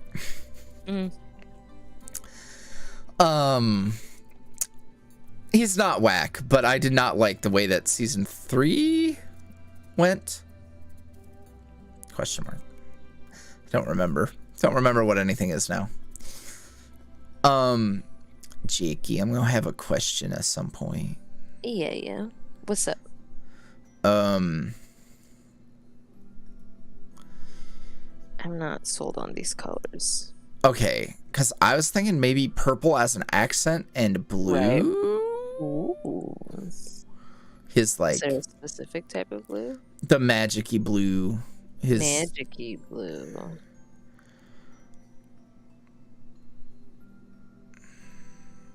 Oh, that might be too much. Too much. that's it's a pretty color, but it's too much. Very bright. Maybe if we do like a like a muted I don't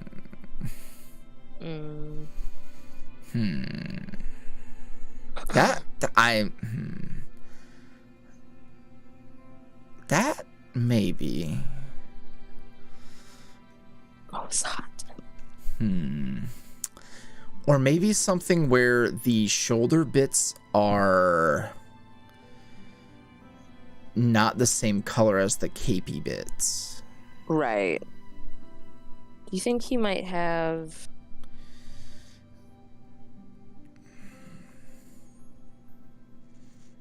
that might be too bright. Oh fuck, he's YuuriVoice colors. Oh god. Finn is Echo confirmed. Stop it. I mean, that is hot on him, but I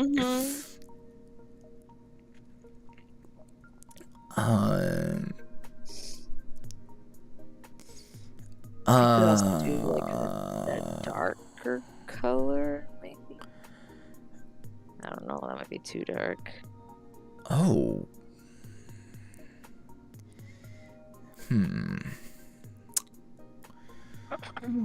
Maybe with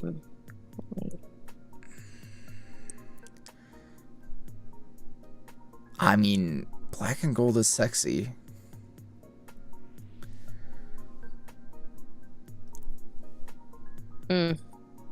Well, I that's hot. I'm flip with it.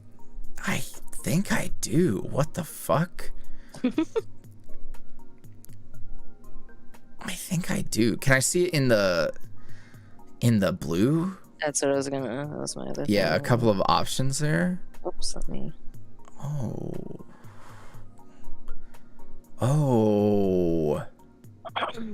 Let's. Oh. I gotta fix that little.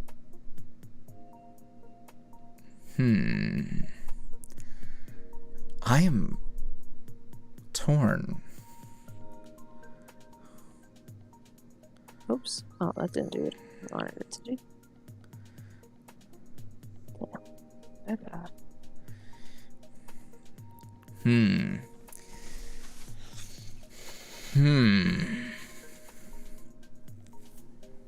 Whoa.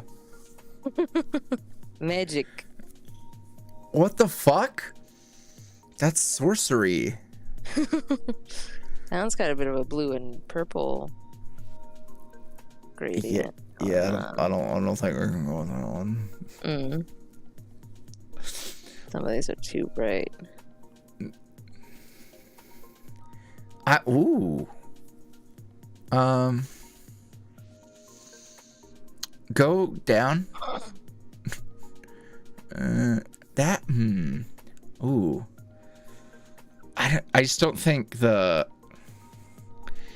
So what if the...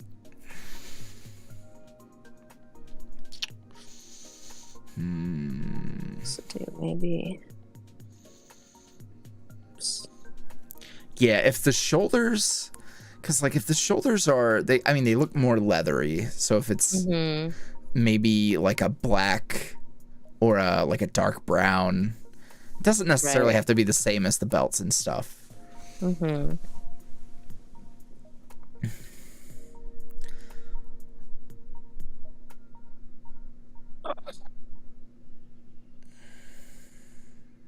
Oops. Well.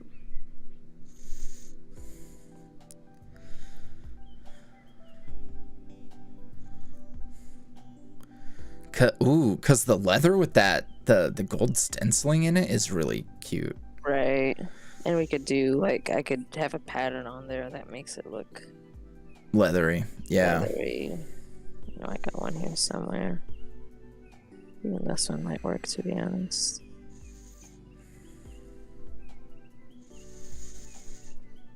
Oh, big. Oh, I see how it works. Okay, so that brush is not going to work. Never mind. Fuck it, leopard print. Oh. Wait, I just had it. Where'd it go? Old skin brush. It looks...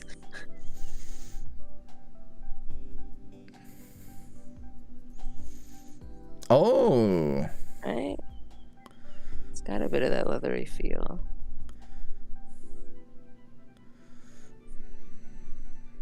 The birds are in the song, don't worry.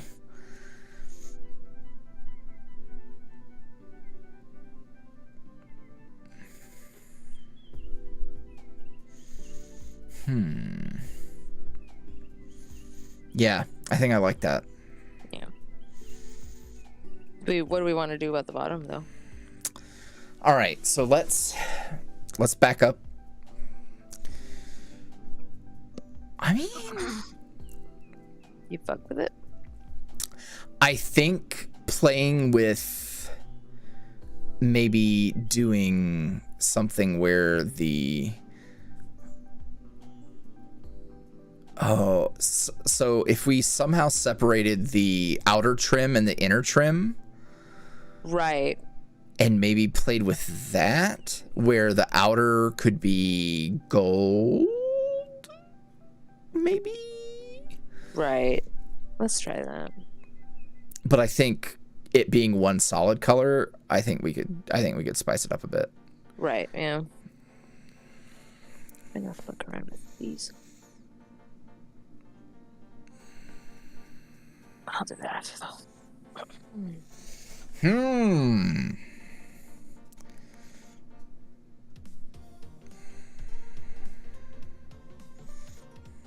That work.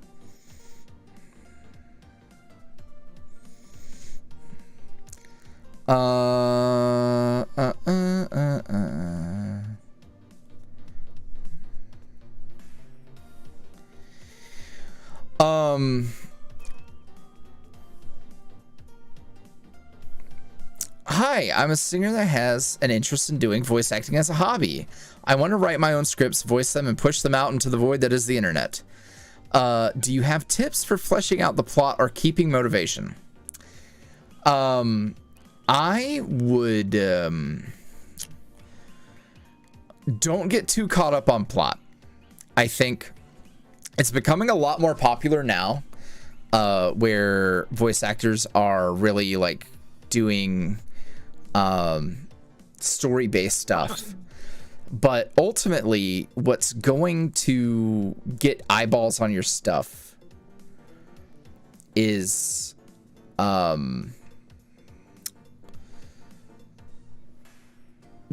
bait. It's gonna be bait. It's gonna be the stuff that gets eyeballs on your work. So I think if you got too caught up on plot and stuff, because that's happened to me too. Back when I was doing my fantasy stuff with like Egon and all those characters, BitterSweet came too soon. It was ahead of its time, and I think what I found was I needed to have surer footing before something like that really worked. So basically, you need to focus on having fun with what inspires you to do the thing. Like whatever gets you motivated to go and make stuff. So if it is plot, do it, but be sure to like pitch it in a way that you're not just pitching the plot, because no one will care, which is the sad truth. People just won't click on it.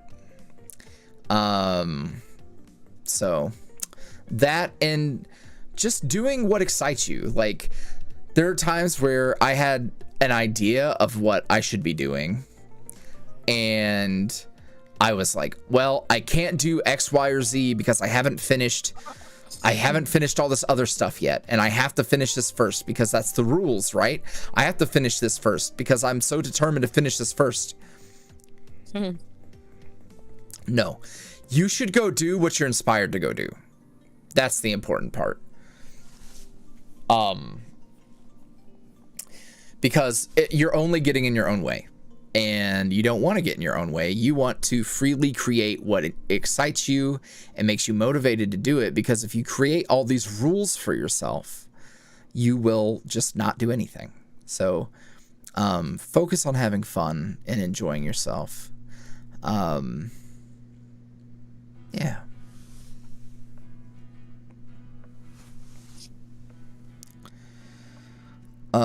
Let's see. Why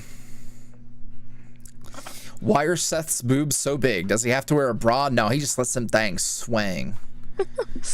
What character do you feel like you project onto the most? Jesus. Man,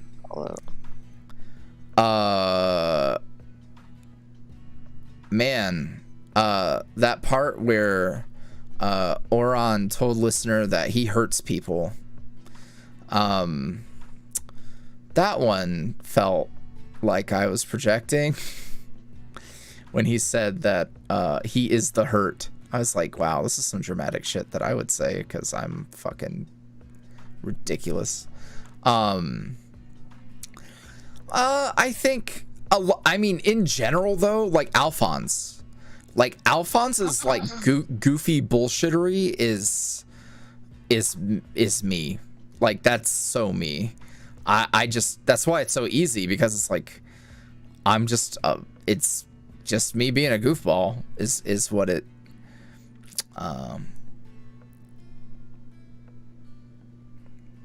yeah.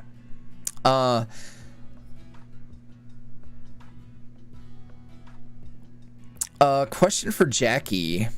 Someone said, I'm trying to learn how to draw and make cool stuff, but whenever I draw, I feel unconfident and can't really look past my flaws.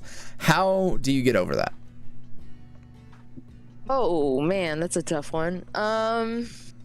It depends on the person, I think, and the artist, because art in any form, not just drawing, like the creation of it, it relies so much on the person. Personally, I think the best thing I can do is give the advice given.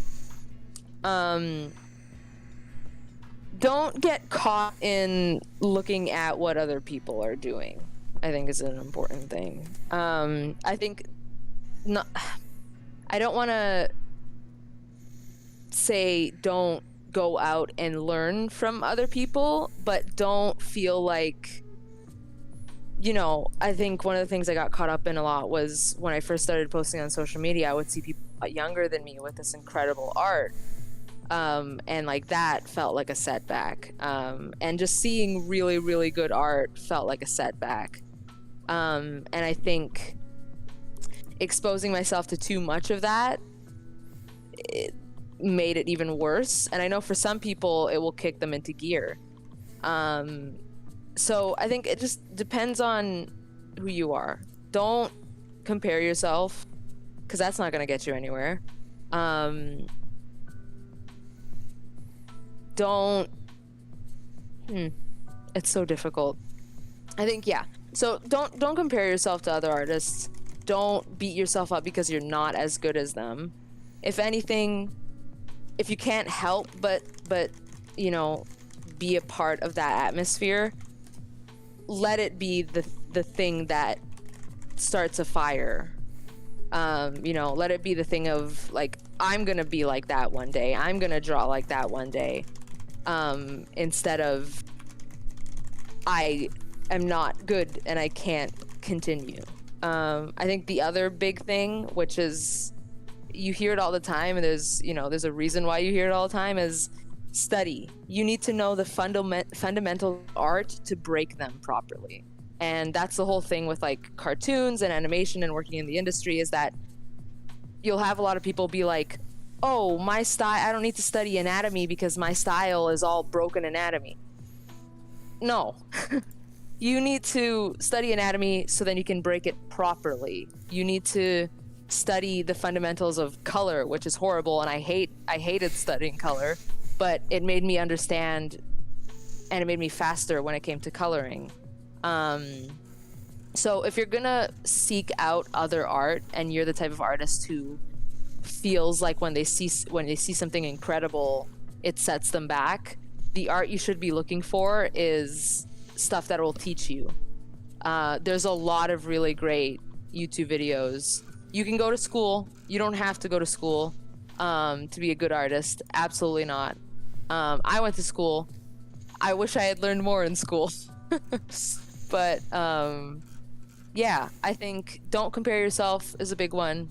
Don't fall into this trap of, I don't need to study art. I don't need to know the art fundamentals, because like there's no way I'm ever going to use any of this, where in actuality you use it constantly. Like, I don't know, earlier you saw me, those 8 circles that I had on Finn, that was me checking the proportions. That was me making sure that he wasn't, for what the show calls for, it's the size is 8 heads, and it depends on the size of the person's head. So if someone's of like smaller, the circle's going to be smaller. So those are the little things you learn when taking anatomy classes, and taking those classes and understanding the fundamentals does make you more confident in your art, which is another reason why people should study art, because it's like anything. You're not going to go and want to be like a figure skater and just be like, oh, I don't need to study the fundamentals of figure skating. I'll just get it. I'll just make my own routine. You can make your own routine, but you have to break the fundamentals that you already know properly to do it. So I think the biggest thing I've learned in finding my confidence in art is finding my footing in art first. And it's a hassle, and it's a lot of work, because I drew so many hands and so many stick figures doing things, and so many skeletons doing different like life drawing stuff. It was the worst experience of my life. I'm exaggerating, but it made me a confident artist. So yeah, that's my big roundabout answer.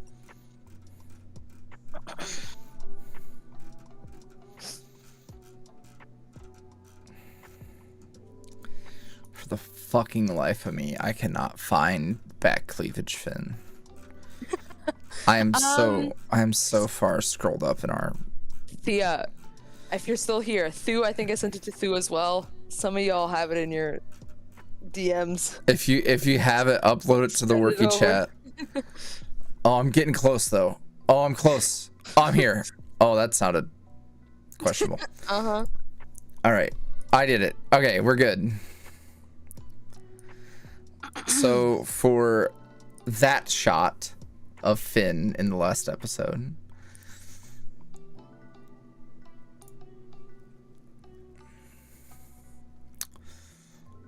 oh, let's see what else I got.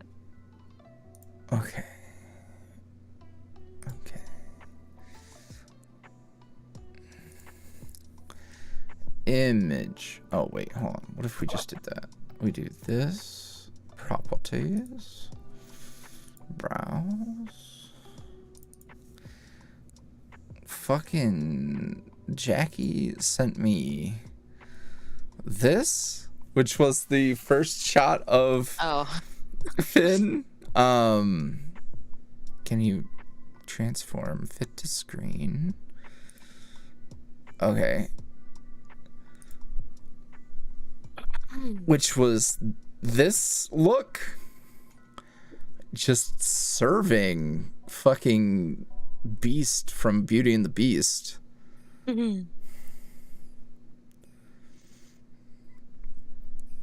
Yeah, he originally had his back out.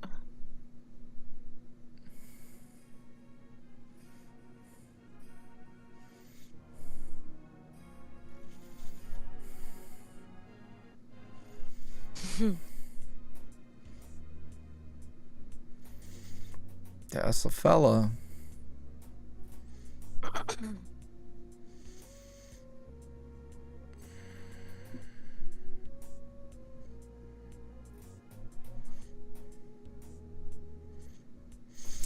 Okay, I have a thought.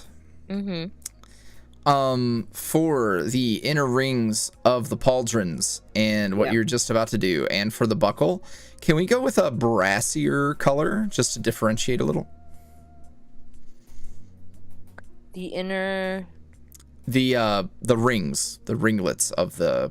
These? Yep. Okay. Do you also have to add that? Well, in particular, the gold bits. Yeah. Oh, you have to do... Okay, got you. Yeah. I see what is happening. Yo. Okay, I'm putting this away now. I feel that everyone had adequate time.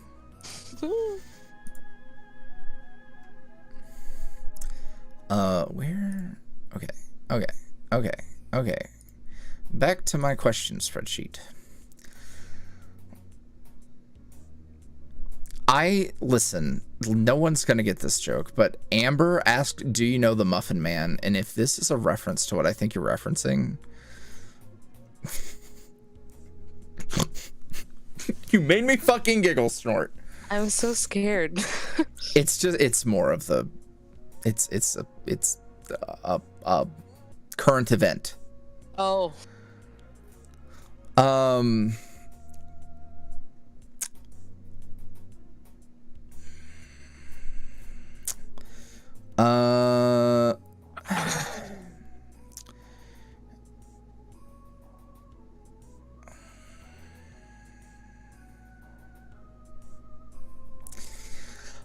Okay, Clayne asked another question, which is pretty solid. Speaking of the train yard scene, of what the train yard scene could have looked like with unlimited budget and time, could you paint us a word picture of what Al sees in the Starlike Mist scene right before finding Finn? There are long pauses during the part and leaves a lot to the imagination. Yep. Man, oh, the fun I would have there. I think rather than the goons just disappearing, they might have been dealt with and visibly somethinged. Visibly somethinged. I don't know what that something would be.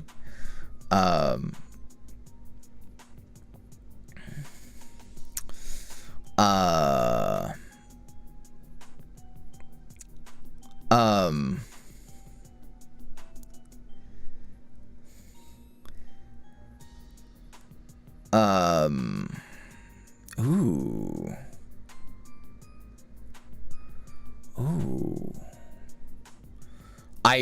I was not paying attention when you did whatever you did to the gold. It looks good. Yeah. You were like, shut up, just let me shade it, you fool.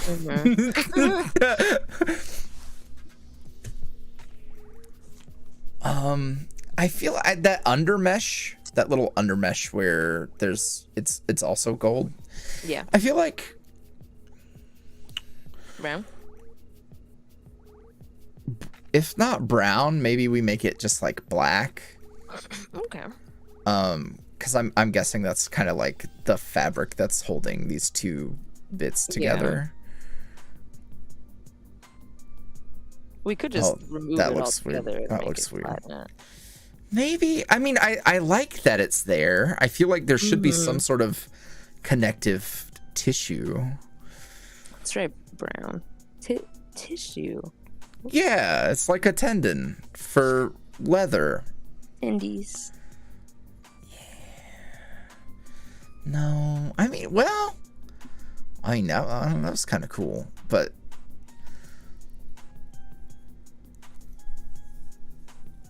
because black feels like it's too much. Yeah, I think no, that's too much too. Maybe just brown, because at a distance I like it like that. Right.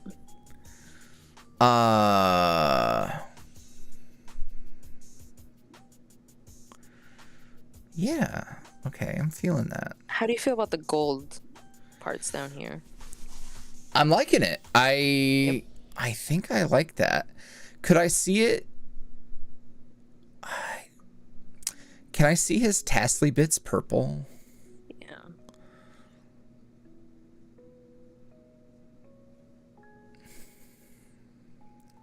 I'm just playing around with an idea for a thing. Oh. Sparkles? I don't know if that's too much. No, I kind of like that. Yeah. That's kind of dope. What the fuck?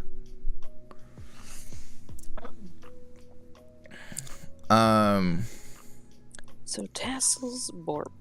Okay.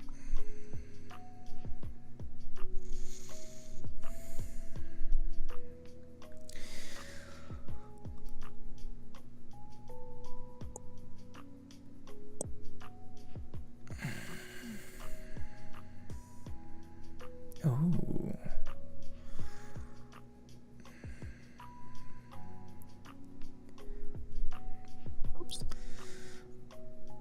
Okay, now hear me out. What if the sparkly bits were purple? I'd have to actually go back and do this. Think on.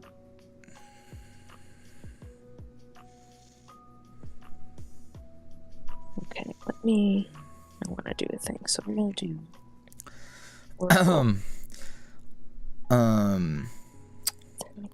Okay, some other good questions came through. Oh, I was talking about, oh, I'm sorry, I stopped mid-answer for Clayton's. What else would I add?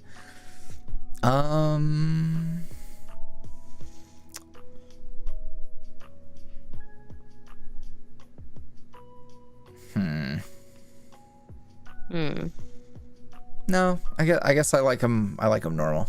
I don't know. Yeah. It just doesn't quite. Well,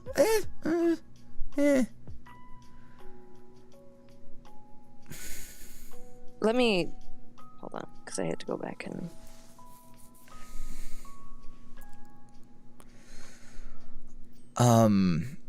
Other things I'd add.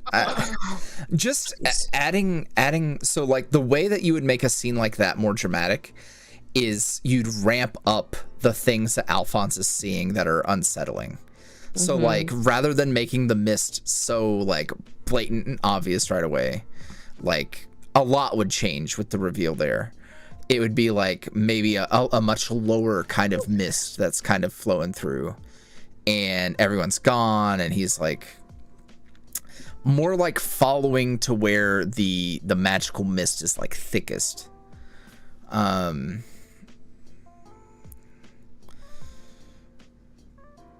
don't know. Maybe I just like them normal, I guess. Yeah. Yeah. Now, here's a question. Can we play with that the color of the cape? Because right now it's that bluey color. Can we shift that easily? I think so. You should be able to. We'll start with just the blue and kind of shifting a little lighter, a little darker, just to get a vibe. Darker in particular is what I meant. Lighter, darker blue? Yeah. The colors I'm all- that's there right now? Yeah. Okay.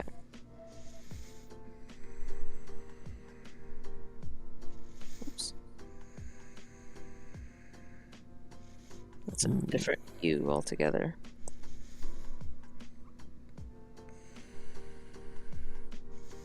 How do you feel about that? Nah. Yeah. Can I see? Oh, what the fuck? That's so cool, but also Not it. not it. What about? Can I see? I mean, I feel like that's right because it literally, Jackie, it's literally like the 3 portals. It's literally like the 3. It's literally the 3. It is. It's literally we accidentally did that, bro. I was like, do the 3 thingies, and you're like, yeah. Oh fuck. We sure fucking did.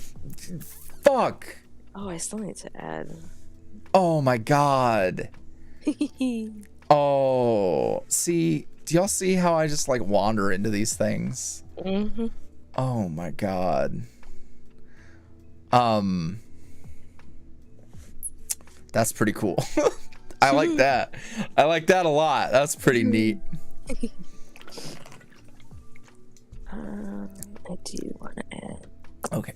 While you do that, I will go answer this more. So just the ramping up of the tension in that part is what needs to be, is what would be fleshed out there. As for the obvious, like the action, I told you what the big action set piece would be. It would be the old boy homage, which is arguably one of the best fight sequences of all time. Hey, Jackie. Yeah. The color of the liquid. Oh. Right. Right. Was it that? Yeah, it should be. Yeah. Yeah, I think we can do it without. Yeah, I think so. Yeah. That's too bright.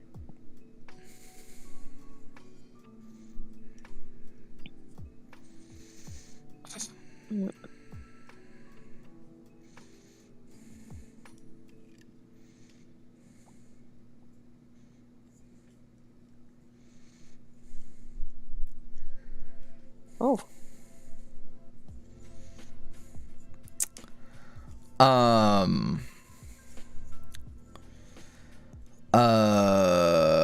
Oh shit, I almost launched that at my face.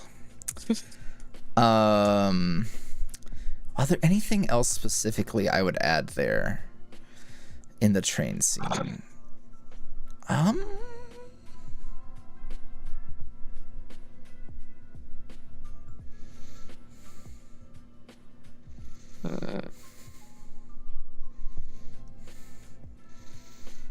The only tricky part there is like it's so dark. Right, yeah. Maybe if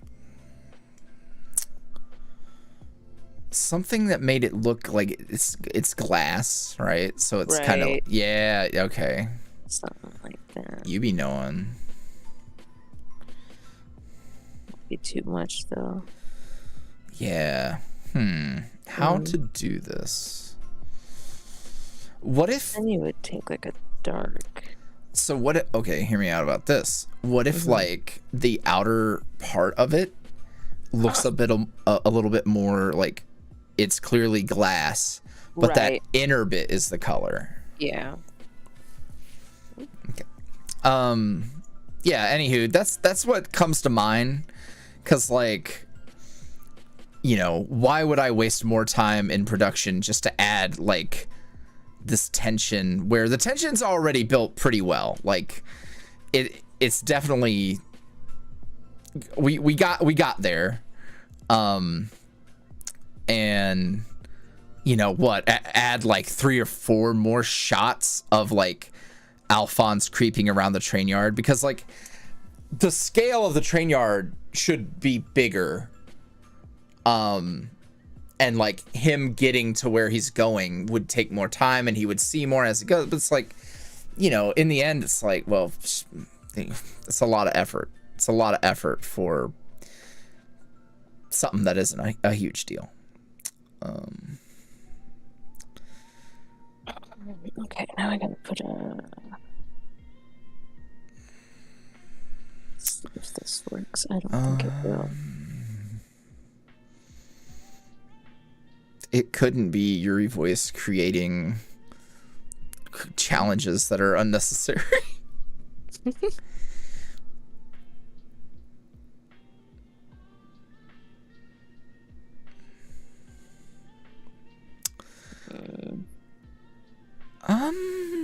I don't know what to do about this.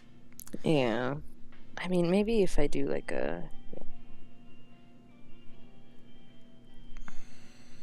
I don't know if this is gonna help. If you like tint the actual glass.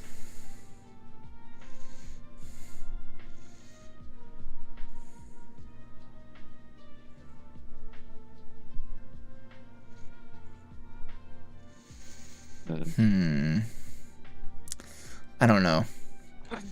Now that I'm looking, it's like maybe it's just too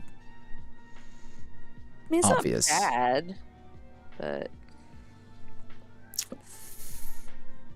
oh, my iPad's gonna die soon. Fuck. I might need to not speak for a little. Oh yeah, because you don't Right, have to... it's lucky. Oh. I mean, he's practically done. It would just be the shading. Practically done. I don't know. The tassels, like, because the tassels only... Hear me out. What if the bottles were purple? Right. What?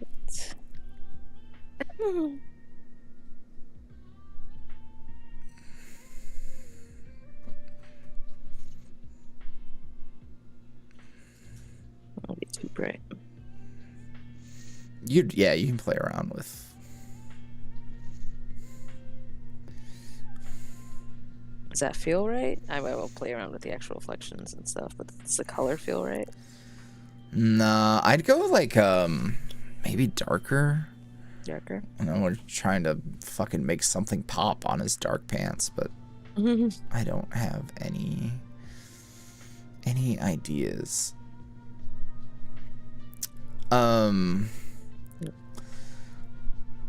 It would probably have to be lighter to make it pop. Yeah, I don't know. Put a pin in that because I have more actionable things. Okay. I think go look at his titties. Give me a sec. I just want to get rid of these Okay. titties. I feel like on our left, that left side of the shirt should come over a little more. Here or here? Our left. So here. Yes. Okay. Yeah, just a little more titty should be covered. Mm-hmm.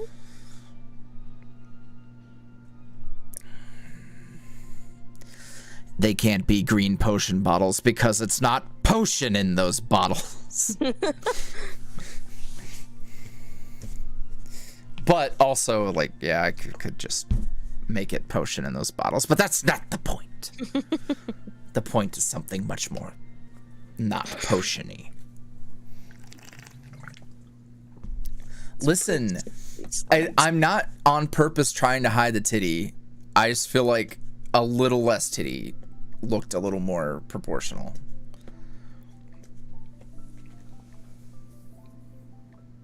Oh.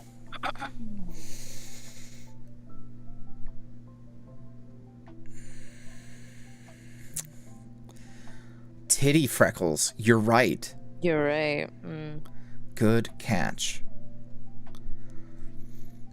The freckles are just going to be black for now, but then I go in with a clipping layer and give them color.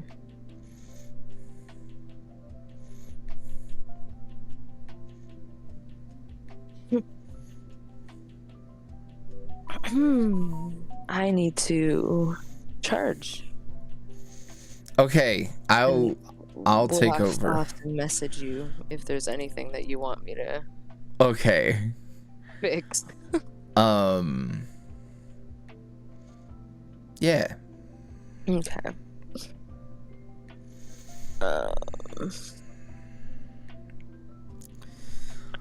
I'm gonna have to do a thing because I have to mute up. I can Can you drop my screen share? drop your screen share. Yes. Let me. I don't want people peeping my Discord. There you go. Yeah. Thank you.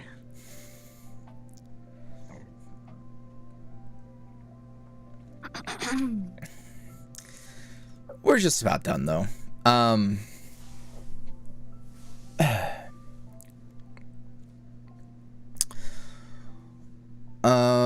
What's my favorite part of the new episode?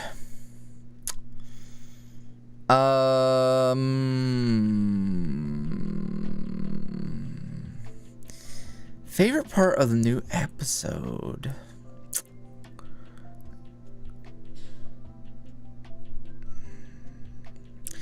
It's hard to say. I mean, I think just the fact that it got done and we did it and it's a thing. I think I'm pretty happy about that.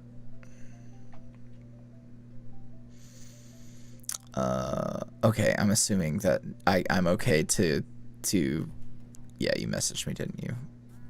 You messaged me saying I can share it again, didn't you? You did. Okay. Okay. All right. There we go.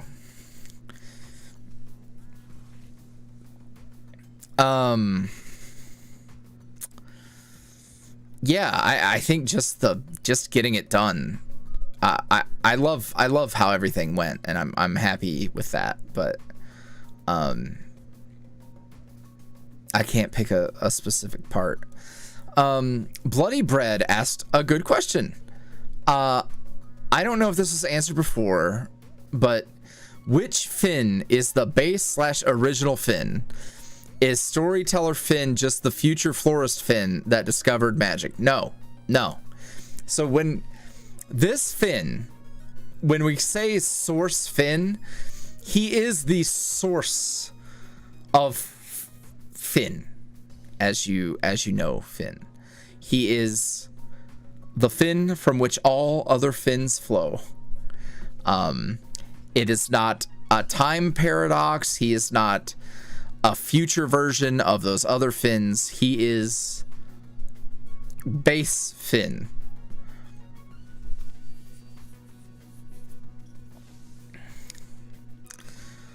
Holy shit, it's 10. We're gonna try to get this polished up, and then we will fucking yeet. I really don't want to work. What am I gonna, guys? Give me ideas for like safe for work audios that will be very simple that I can record in no time. That would be great. Sarah Paragraph said, hey, I don't know if you ever answered this, but I was curious if when Derek was talking about higher powers, was he talking about Oron or something more akin to Finn? Okay, so I believe the line was whatever's pulling these strings. He knows, he works for Oron. Like, he knows Oron. He's not, you know, he doesn't have to guess at what Oron is or what Oron's purpose is or what he's doing.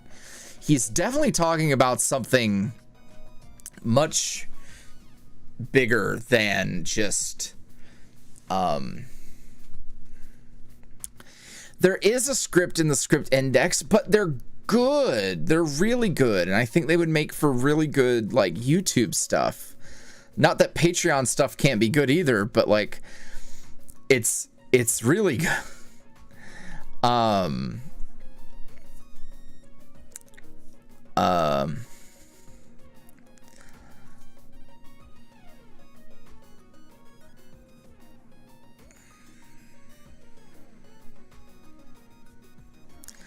There will be no more Underground Guzma unless I decide to do something cheeky. All right, I'm gonna try to speed through speed through some of these. Did you ever expect BitterSweet to come as far as it did? No. I'm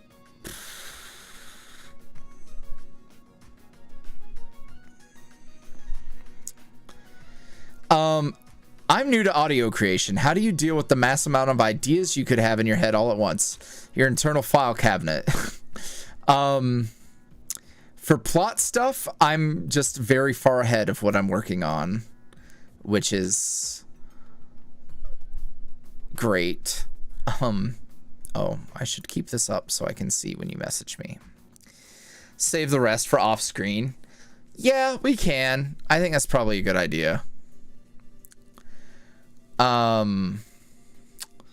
Yeah, so we can wrap up.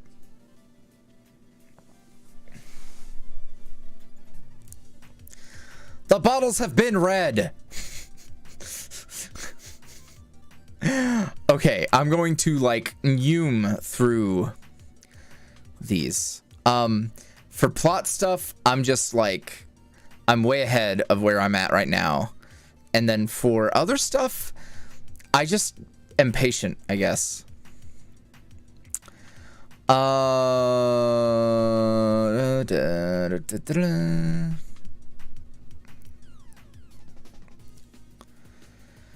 Hey Jackie, what brush did you line with in Procreate? Yuri, what would you do if you weren't voicing the sweet boys? I would... Every answer I have is dark. Excuse me, Mochi. I need to read. I need to read, Mochi. Studio pen. It's the default brush. Hey, don't do that.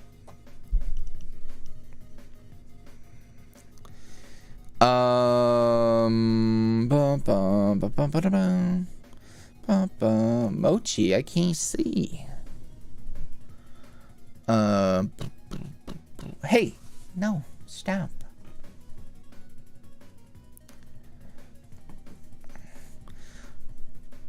Oh, Seth definitely eats pork rinds. I hate pork rinds, but you're right. I think you're right.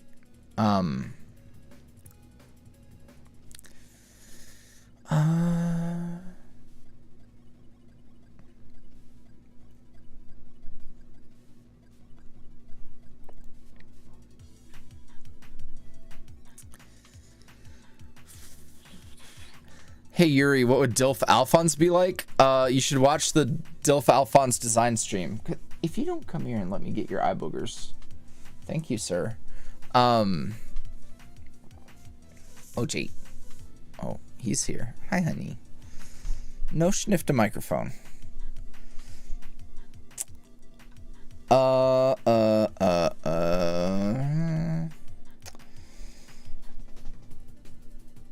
How hard was it for you to kill your cringe? Oh man. I mean, I think what it boils down to is like fake it till you make it, but the trick about fake it till you make it is like you never get over like your stuff. Like it's just in time you live with it. Does BitterSweet's popularity make you more confident in doing narrative driven work? Yes. Will you do more plot heavy content in the future? Probably. Holy shit.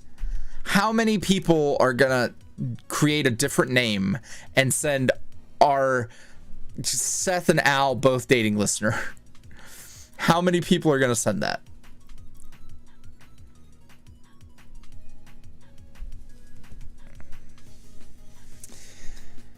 Beepus said, I asked about what Finn was up to a while back, to which you replied, listen, you got a Derek problem right now.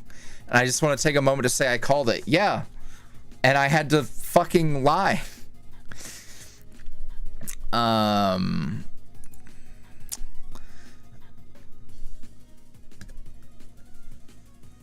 When creating lore, angst, plots, etc., do you go along the way or bit by bit, plan it out all at once? I sort of a little bit of column A, a little column B. This music is great for speed running, by the way.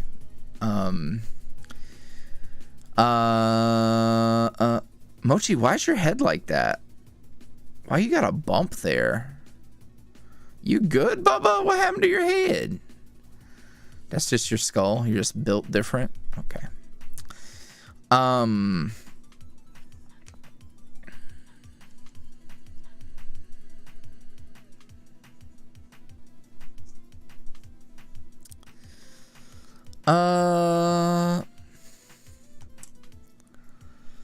Let's see. Not sure if it's already been announced, but has there been a winner of the tier list giveaway? Yes, we contacted them. Favorite soundtrack from any game? Holy shit. That's very difficult. I do not know off the top of my head. All right, y'all. This has been great. I have to pack. I have to record. I have to do stuff. So yeah. Yes, that's right, Jackie. We have to pack. Mochi, come on. Goodbye. All right, y'all. Thank you for coming out. I appreciate it. Great questions. Thank you all so much. Sorry if I didn't get to answer some of yours. I know we had to rush through in the end. Jackie is saying goodbye. I am saying goodbye. I am so wishing I had recorded earlier. Take care. Love you guys. Love you guys. What? That's corny. Why did I say that? Oh my God. I gotta